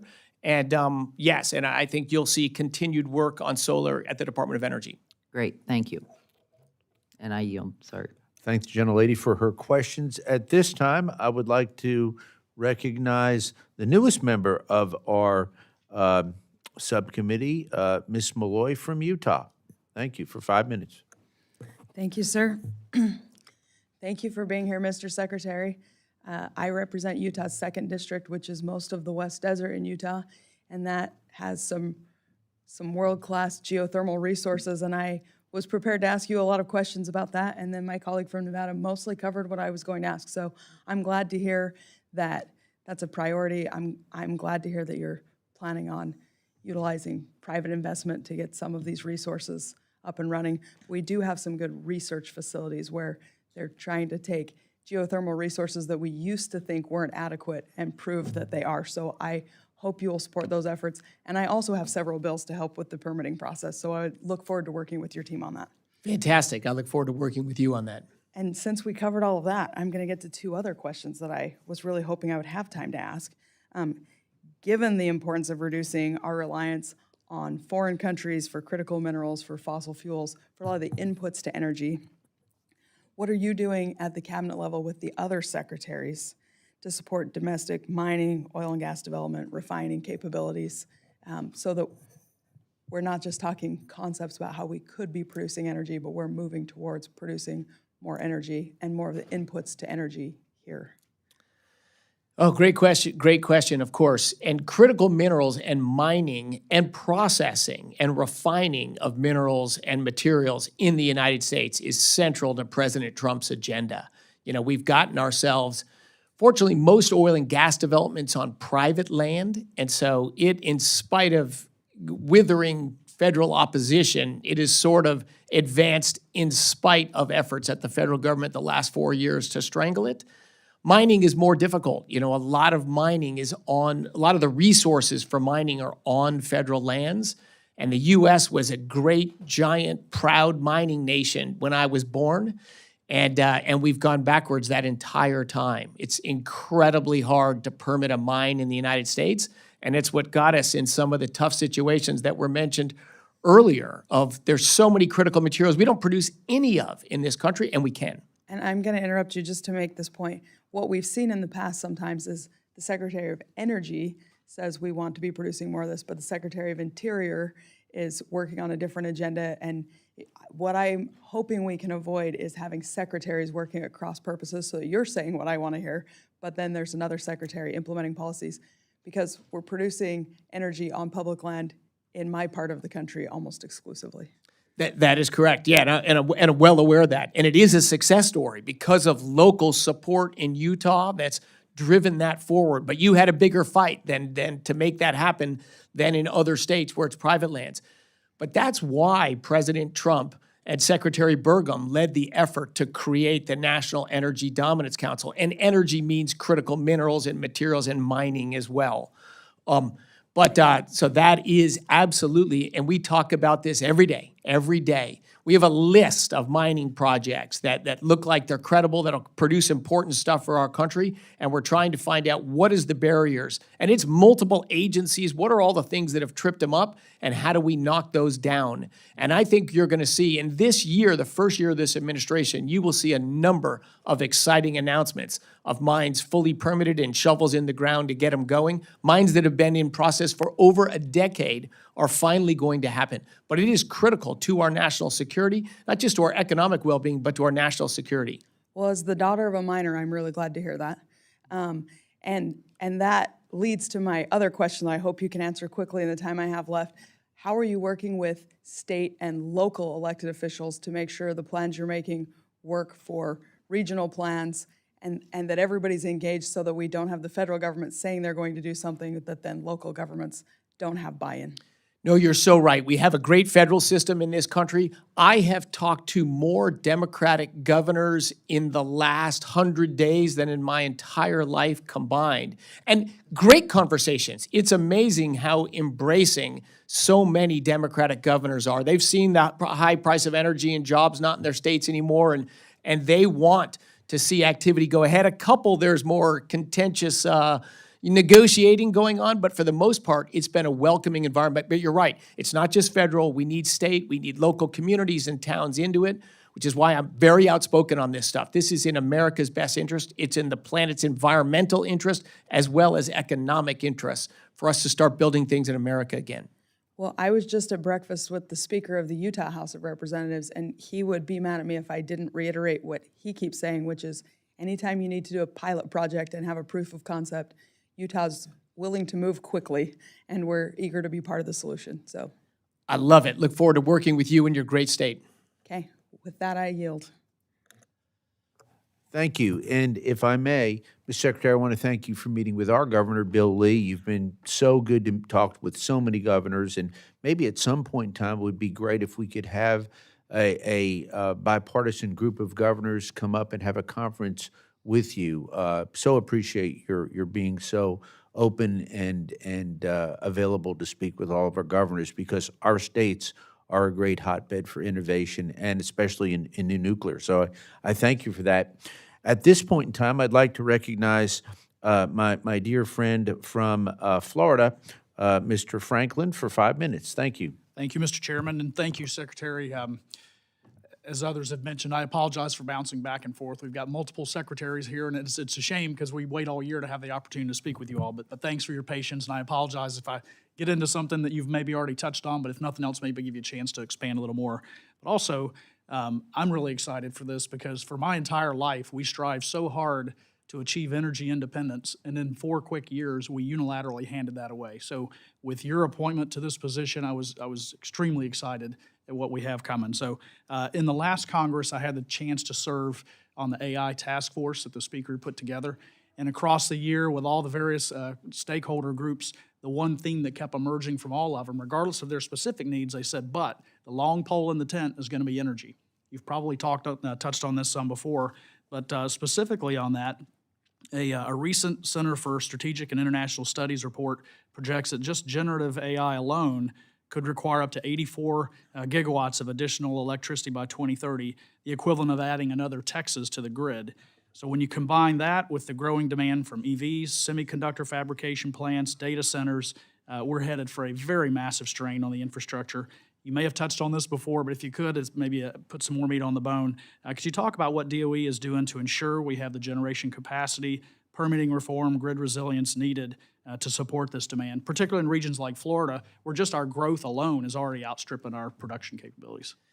Yes, great question. And let me give one background comment. Look, the United States, industrial powerhouse of the world for about a century, the last full year we have data on, we consumed 25 exajoules for manufacturing in our country. Forget the unit, it's a lot of joules.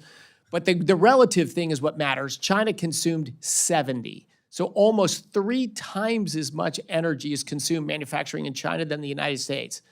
That for 100 years we led in that category. And we've made it hard to permit things in the United States, hard to get air permits, hard to build big infrastructure outside of the Texas, Louisiana Gulf Coast.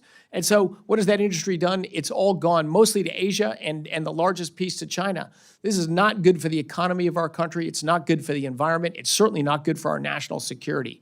So the next energy-intensive manufacturing industry is AI. A lot of people don't think of it that, but that's what it is. It takes a lot of energy in the highest and most expensive form of energy, electricity, to manufacture intelligence of very high value.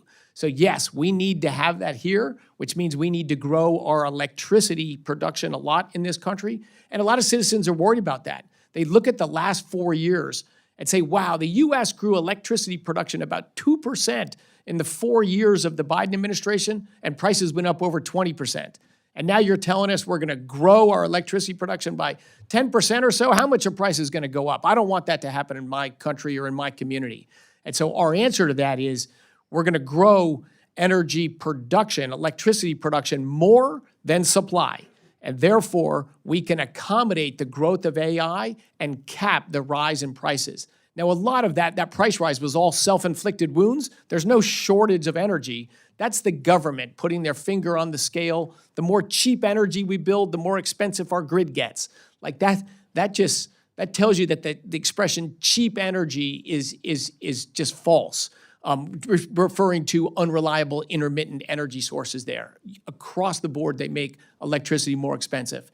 So we need to be reasonable and get out of the way and allow people to build energy sources that are reliable, firm, and secure to power their data centers. And everyone we're dialoguing with is build a little bit more capacity than you're going to use. In fact, even if they build at their peak demand, our grid, the most important part of our grid is to meet peak demand when it's super cold out. They can throttle back a little bit and feed a little electricity into the grid at peak demand times. So I actually think the big build out that's needed to win the AI race is actually going to be a positive for our grid, but only if we allow the building of so much new capacity of different sources. But of course, the biggest source of electricity in the U.S. today is natural gas. In Florida, it's 75% of Florida's electricity. And it's also why Florida has half the electricity price of California and produces 25% more electricity with a population only a little more than half of California's. Well done, Florida. Well, thank you for that Chamber of Commerce announcement there. And that's why we're getting so many Californians moving to Florida. And I've heard you mention before that it is going to be an all-the-above approach and the different sources. And I was appreciative of your comments on nuclear, on the small modular reactors. And we've absolutely got to get regulatory burden out of the way to make that happen. But I'm over time now, and thank you, Mr. Chairman. I yield back. Thank you, Thank the Congressman. gentleman for his questions. At this time, I'd like to recognize my friend from Florida, Ms. Debbie Washman-Schultz. Thank you. 5 minutes. Thank you, Mr. Chairman. Secretary Wright, it's nice to see you. Thanks for joining us. Congress passed and the President signed into law billions in funding for energy efficiency, grid modernization, and other programs designed to lower costs for consumers and strengthen our energy infrastructure. But the Trump administration froze nearly all Department of Energy funding, and even now, more than $67 billion remains frozen. This is in clear defiance of both congressional intent and multiple court orders, and it's not a theoretical delay. We're talking about shovel-ready projects tied to contracts with American businesses that will result in energy bill savings for families, all of which your department is blocking. So can you explain under what legal authority you continue to withhold these funds, and will you commit right now to release this money immediately, or do you intend to continue violating the law and hurting our American families? Thank you, Congresswoman. We're in compliance with the law in everything we do. We're not withholding any funds, and we've paid every invoice we've had for work done and funds that are due. So the premise of the question's wrong. I'm happy to go into the evaluations we're doing now on future funding. Reclaiming my time for a moment because I knew you were going to say that, and I'm happy to go through the energy programs that you are currently withholding funds for, so that we can all understand the difference between what you're referring to and what I'm referring to. Let me just scroll down so that I can. You have $2 billion frozen for the Office of Fossil Energy and Carbon Management. You have $7.6 billion in frozen funds for the Office of Manufacturing and Energy Supply Chains. You have $735 million for the Office of Nuclear Energy frozen. You have $14 billion for the Office of State and Community Energy Programs frozen. You have $11.3 billion for the Grid Deployment Office frozen. You have, should I go on? I mean, all of these programs. You must define what frozen is, because there's no Meaning money they're- being withheld, so what does frozen mean? Meaning the funds are being withheld, not released to the recipients for contracts that have been leaded and that are being targeted for cancellation. So, I mean, I just read all of those programs. There are more. So what legal authority do you have when Congress has appropriated these funds and they are not subject to your review before release? What legal authority do you have to hold those funds? We're not withholding those funds. Okay. Well, I just read you a list of funds that are held. Where did the list come from, and how do you define them as held? What do you mean by held? As in, like, not released. I mean, it's a standard dictionary definition. If we've appropriated the funds and the Department of Energy is supposed to release them to the recipients, and they have not received them, and they're not getting answers. Now, I'm happy to follow up with you to make sure that you understand which programs we're talking about, but for the $67 billion that remain frozen that we've identified, that have been identified, what legal authority do you have to hold on to those funds? And if you haven't done it, then you're saying that there is no legal authority for you to hold funds that Congress has appropriated, and you agree, and you've released funds, and somehow I have incorrect information. Yeah, I think your information is not correct, Congresswoman, and we should follow up. But yes, we administer funds that are appropriated by Congress through hundreds, in fact, in thousands of contracts with various players that are on the other end of those deals.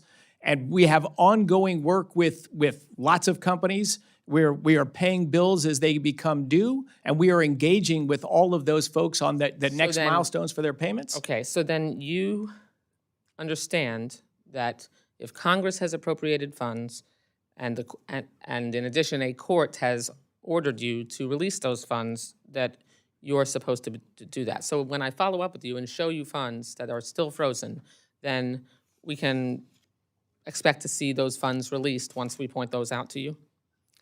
If you show us a contract we have with a party and they've done work and we haven't paid it, absolutely, we pay our bills and we follow the law. We are following all of the laws where we stand today, and we are working with hundreds, actually thousands of counterparts on this. Of course, we are being responsible stewards of that money and engaging with these parties to make sure American taxpayer monies are being spent in thoughtful, reasonable ways that are going to better the energy systems for our country and advance technology and all of that. So we're responsible stewards of the money, which when I walked into the place was certainly not the case in the 2.5 months before I Reclaiming my arrived. time, every day that this money remains frozen, real families are facing high utility bills, local businesses delay or cancel clean energy projects. And so I hope you're prepared to take responsibility for the consequences of those decisions, and also follow up specifically and point out to me why funds are still frozen, and release those funds when it's very clear that you're violating the law by holding on to them. Thank you. I yield back the balance of my time. At this time, we are going to begin, Mr. Secretary, a very brief, in the interest of time, second round, an abbreviated second round.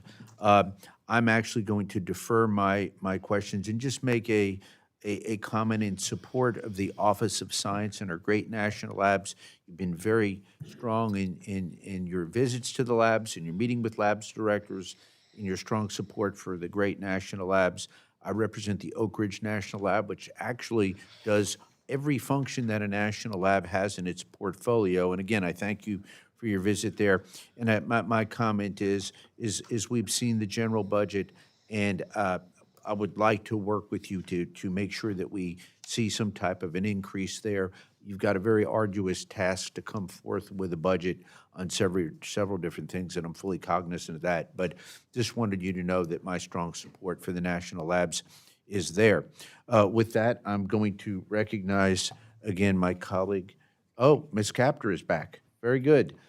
Ms. Capter, we're going to do a very brief, abbreviated second round. I think only Mr. Newhouse on our side is going to ask, but I wanted to recognize you for a second round of questions for 5 minutes if you desire. Thank you, Mr. Chairman, very much. You know, it's sad the way we're functioning. We're trying to ask important questions, and we want to hear your answers, Mr. Secretary. But the way these hearings have been structured today, we have 3 simultaneous hearings: defense, agriculture, and energy. And we're being squished into this tourniquet. And it's not fair to you, and it's not fair to the American people, and it's not fair to members, and I know this chairman didn't do it, but I don't like it, because we can't get into the level of detail that we need to do. And it's all part of this squeeze by the new administration. You're a businessman, you operate on a regular schedule. What's happening here is wrong. I'm willing to work till midnight any night to get into every single account that we need to get into and to figure out what's happening in this country. But the process has been defined by people above our pay grade, and it's not fair to the American people, okay? Now, one of my questions is, how many people currently work at the U.S. Department of Energy? A little less than 16,000 are government employees. 16,000, and how many worked when you got there? How many were there when you got there? A little more than 16,000. So how many people do you think have left? To date, a relatively small number. Few percent, low single digits. 2%? A few percent, low single digits. But it's Congresswoman, it's in flux right now. We're looking at how to restructure the department, how to make it more efficient, how to focus it on its key missions, and we're doing that in a sort of slow, deliberative, thoughtful way. And the changes in headcount within the department will be done dominantly by voluntary retirements and this delayed resignation programs. We're trying to make it for people to choose if they're no longer aligned or they don't want to be at the department anymore. We want to give them a financially kind as possible way to move on to the next chapter of their career. But that takes time, and that's choice from employees in the department. So we're moving in a deliberate, measured pace. Have you been given an order to reduce the size of your department? We've been given a mandate from the whole administration to look like a businessman at all the departments and figure out how you can deliver improved services at lower cost and efficiencies. For the simple reason that our government, for every dollar we collect in tax revenues, we spend over $1.25. So we've got to be more responsible of the taxpayer monies. And in my department, for example, sorry for the long answer, grew 20% under the last 4 years of the administration, under the last administration, but energy prices rose in the country and our energy output in DOE-related things didn't meaningfully improve. So I'm a believer that with a leaner, more focused team, we can deliver better results. But we're slow and deliberate in getting there. It seems to be done rather quickly, over a couple months. That's kind of unusual even for a business. Maybe if you are letting go individuals who have picked the strawberries and they're not going to get the next crop, for another 6 months or something, that's pretty clear and you can anticipate it. But this does seem to be a rather unusual process. Are you responding to the DOGE team, or is this something that's coming from OMB? Where's the order for this coming from? This is the whole administration saying we owe it to the American taxpayers to be more responsible stewards of their money and to move our gigantic government deficit that's a threat to my kids and particularly my new grandchild. We've got to just be smarter about doing that. But in our case, certainly it's not been in 2 months. We're still in the midst of it right now, and I've been working on it since the day I walked in the office. But those decisions are being made by the leadership at the department. Of course, we're getting help and support on understanding various cost centers. How can we centralize IT? How can we do centralized functions, get the same stuff more efficiently? What programs maybe are oversized for what they need to achieve? Could I just What ask programs you, are sir? undersized? I'm hearing you. Why is there no inspector general at your department? You spend a lot of money. You have a lot of power, a lot of economic power, a lot of scientific. Why is there no inspector general there?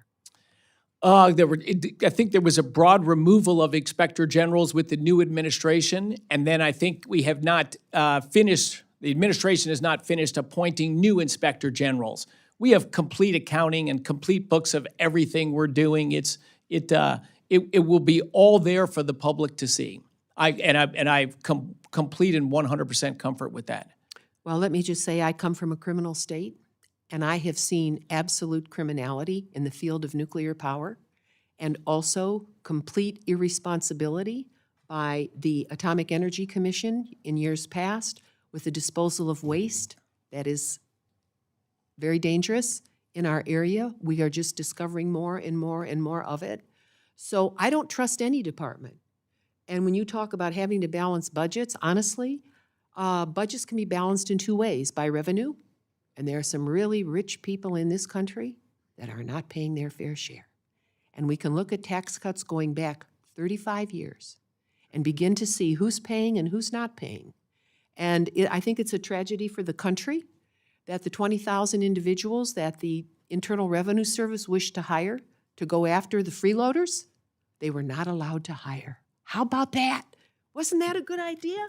So the freeloaders can keep freeloading, and the middle class and the working class have to pay the load. So yes, we have a spending side, but we also have a revenue side. We're not talking about that, all right? And that affects everything we do because we want to provide you with the money that we need to do to keep pace in this world of today. But this charade we're going through right now is sophomoric. And I expect more of this country. And I expect more of this committee. And we don't set the rules. They're set above our pay grade. But I just want to say I'm uncomfortable. I don't like it this way because I got a lot more questions of you and I can't ask them because they're going to limit me on time.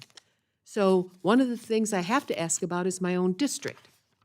I don't understand why there was a project that was to be awarded to a glass company. And for some reason, it was pulled, or it's sitting somewhere over there, and it has caused all kinds of problems for the company. You're a businessman, you would understand this if I can find the right sheet here. There's so many sheets of paper. It's called Libby Glass, and they have 2 furnaces. I come from an industrial part of America, and life there's been hell for a long time because we forgot what the defense industrial base of this country really is. And we've been trying to catch up, but it's been hard. And, oh, here it is. Okay, so the department had $6 billion in DOE investments that were leveraged with $14 billion of private sector investment. And one of those companies, Libby Glass, which gave me permission to even use I'm even afraid to use their name in public. They're a great company.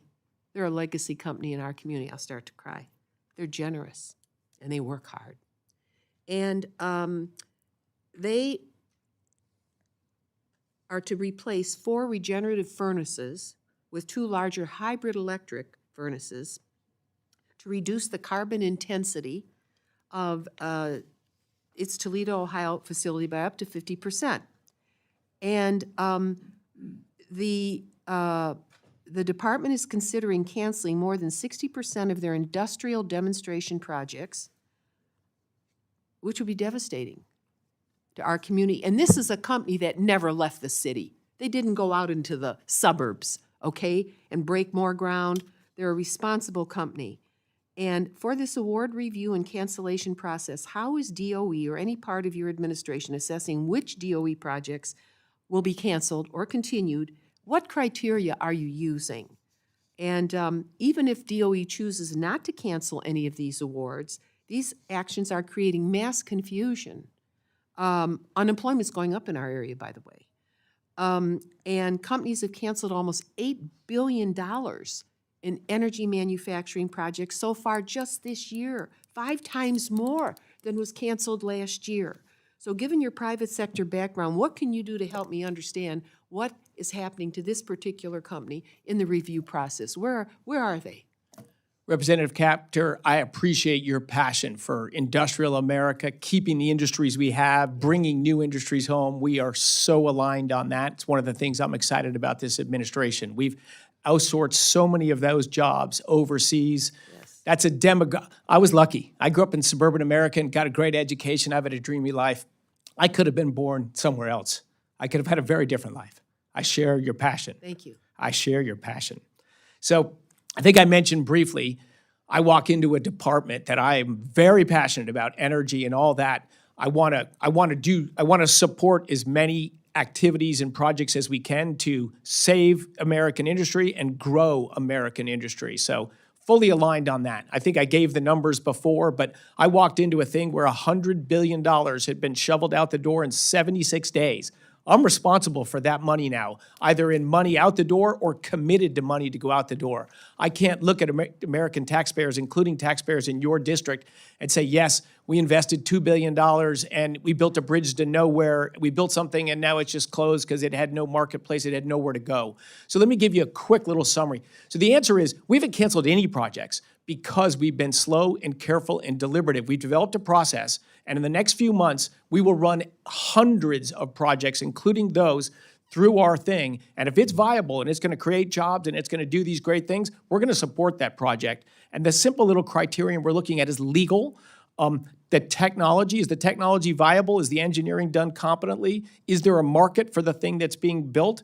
Is there a financial model that co-funding is coming in together with the DOE funding so the project can be complete? And does it add to national or economic security? It sounds like that one, if all the other things work, certainly would. And it is aligned with this agenda. Mr. Secretary, thank you for that, putting that on the record, but that was already approved. You are reviewing something that was the appropriated money was already there. Those decisions had been made. So that is this is a very strange process because those dollars were to be spent. already as we work toward the 26 budget. So I just wanted to put that on the record. I know the chairman wants us to end this, and I just want to say very quickly, you need an inspector general. You need one, because there is criminality in energy, and you don't want your neck to be on the line. That's my advice to you. You're a good man. You've led a good life. But I will say this to the record. There is a film that's just come out on HBO about something happening in Ohio. It's been going on for a long time. The film is called The Dark Money Game, Ohio Confidential. The first film is 2 hours. It's about criminality in the nuclear energy industry. But what's interesting is the film concentrates on the type of crime, bribery, wire fraud, and so forth, and people going to jail for decades, all right? And appellate judges yesterday just ruled that they couldn't overturn their prison sentences in nuclear. And the interesting thing about the film is it looks at the types of crimes, but it doesn't look at the nuclear danger. What is it about this industry that there's a cover-up? There's a cover-up of the damage it can do. I support nuclear, but not dangerous nuclear for commercial purposes. And this is the poster child for America's failure in commercial nuclear energy. And if we don't learn from it, we will have it happen again, all right? And nobody wants to talk about it. And I support the nuclear industry, but not criminality. And this ought to be a casebook study for every employee at the Department of Energy, the Nuclear Regulatory Commission, feckless when it should have been doing its job. Who can I trust? As one congresswoman from 1 out of 435 in this country, that my district had to be the place where lives were put at risk, people have died from cancers, okay? Pensions were taken away from workers. What kind of country is this, and industry is this, that we allow it? And yes, I'm passionate because I have to deal with it. Nobody else here has to deal with it. Thank you for listening. Watch the film, everybody in this room. You're in charge. We're in charge. What have we allowed to happen in this country? Thank you very much. I yield back, Mr. Chairman. Thank you, Representative Kaptur. At this time, I'd like to recognize Representative Newhouse for his final questions.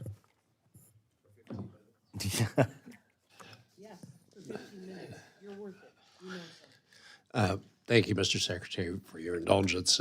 I just had a couple more things I wanted to bring up real quickly. The first has to do with the Bonneville Power Administration. And let me just say, I do appreciate the efforts that are going in on behalf of the federal government by this administration to reduce spending. It's something we have to get a control of, government waste and taxpayer funds. Those are the things that we have to pay particular responsibility to in time. However, with the Bonneville Power Administration, that's an organization, as you know, that does not receive federal funds, and they've been impacted by these efforts. We've lost 200 employees up to date, which is significant. Lots of institutional knowledge has gone out the door that's not easily replaced, and certainly has a potential for all PMAs throughout the country to impact the operations and reliability of producing power for years to come. So I just wanted to bring that up, ask you how these reductions have affected your agency and what kinds of precautions that you're taking to ensure that they don't impact the grid reliability and raise electricity costs. So great question, and it is a concern for us as well in the department.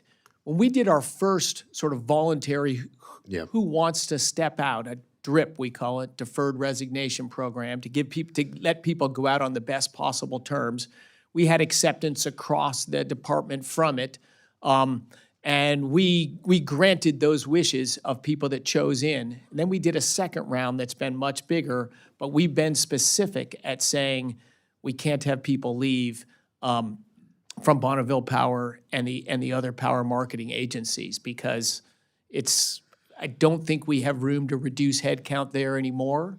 And so I think, and when I arrived, and I only learned this in the last, few weeks, that Bonneville Power Administration was already well below its sort of desired staffing. So absolutely true. that gap was much bigger than the 100 or 200 people that have left since then. It was already several hundred short. So there'll be no more shrinkage in headcount at Bonneville Power. And one of the key things there is in all of these things is to make sure we're delivering on the mission, make sure that thing is getting done, that the power is being marketed, transmitted, and bettering the lives of the citizens all in that region. So I understand your concern there, and we share it, and Good. we'll keep I appreciate that. keeping headcount flat there. Appreciate that commitment. And then I wanted to jump to another thing that I'm very proud of in the state of Washington, and that's Pacific Northwest National Laboratory. As you probably know, they're celebrating 60 years of scientific brilliance, and I hope we can add that to your list of things. You're going to have to be in Washington for a few days. You know that, don't you? I do, and I'm okay with that. I've climbed many mountains in Washington, and that's right. that took several days as well. Well, the lab, it's focused on addressing some of the most complex national issues that we have, the challenges that we're trying to meet.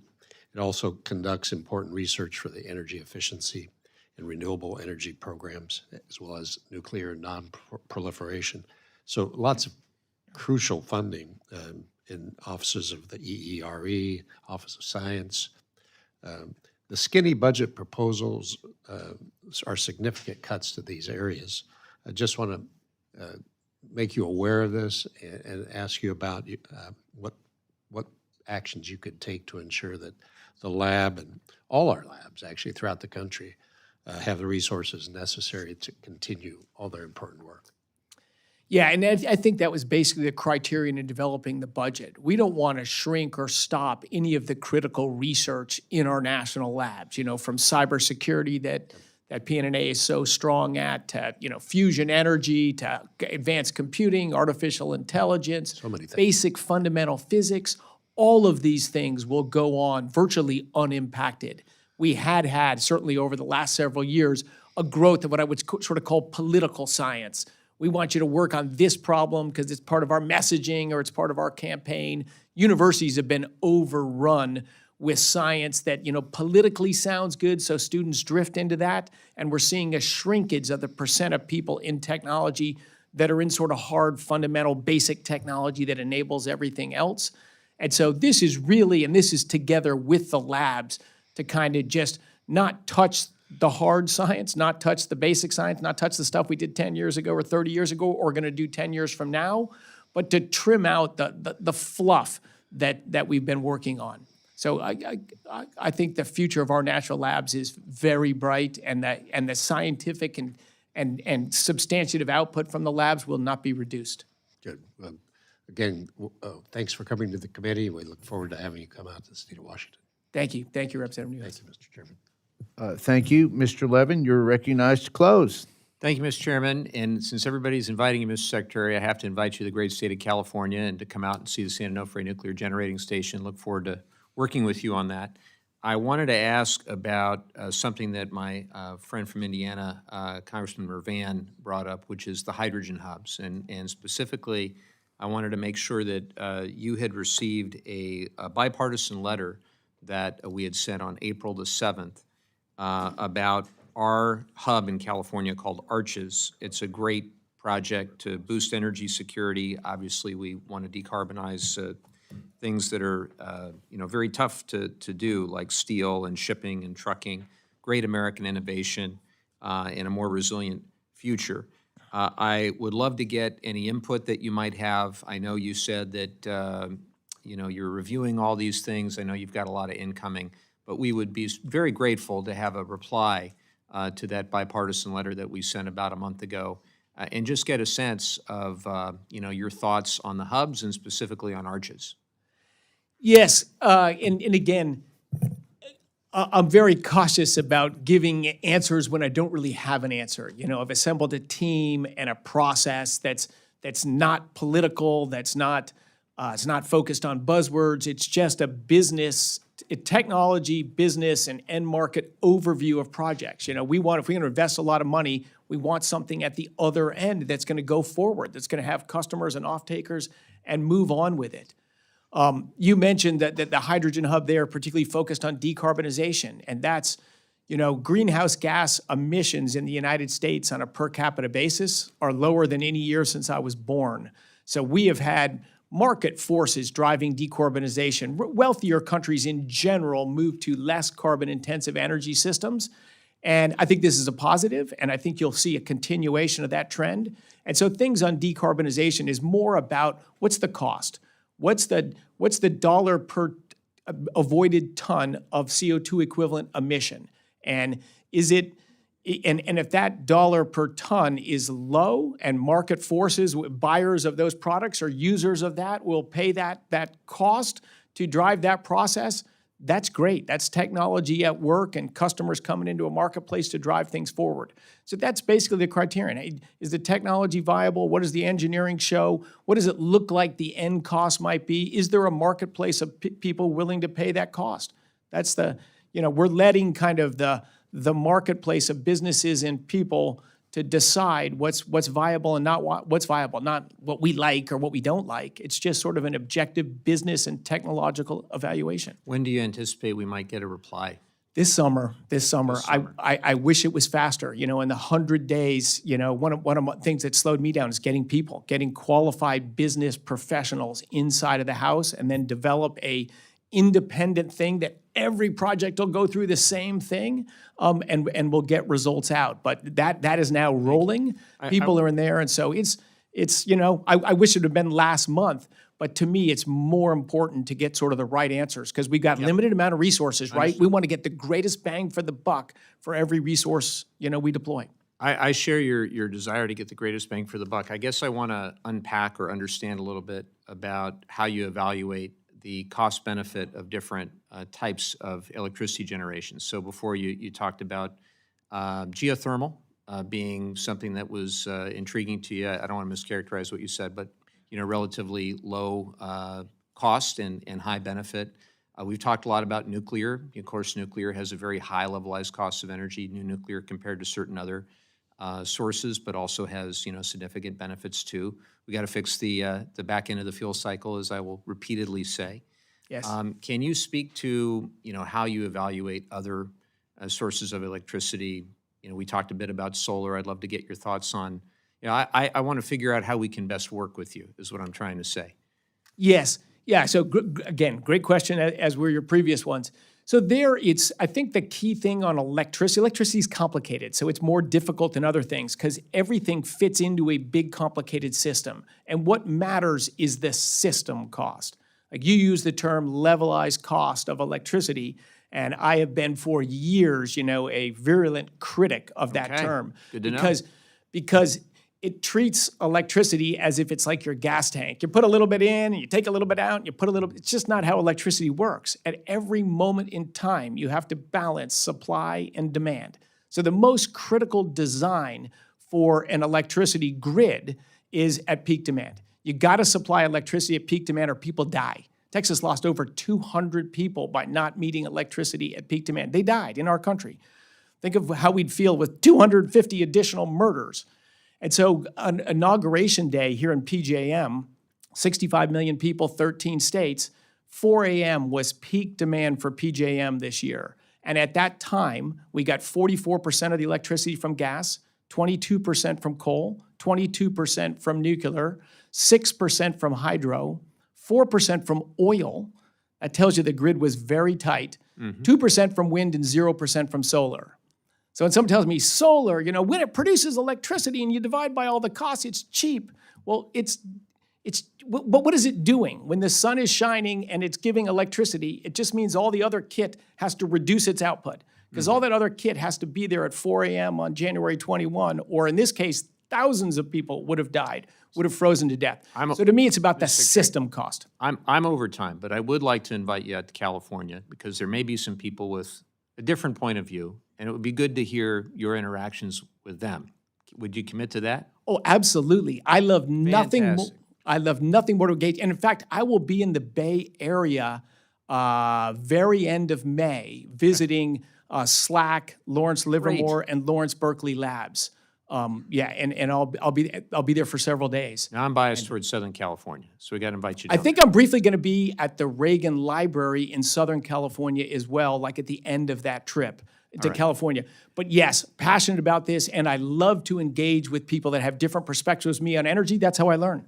Thank you. Appreciate it. I'll yield back over time. Thank you, Thanks, Congressman. Mr. Chairman, thank you. Mr. Chairman, I'm sorry, Mr. Secretary, I want to thank you. I begin with profound thanks to you today when you came here.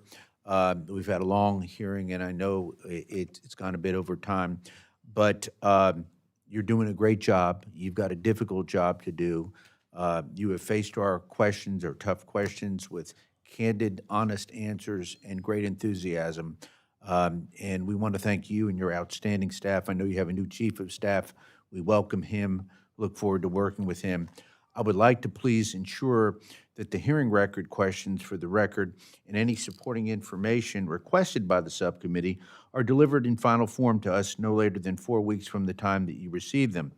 Members who have additional questions, and there may be, for the record, will have until the close of business next Wednesday to provide them to the subcommittee. With that, the subcommittee stands adjourned. Thank you.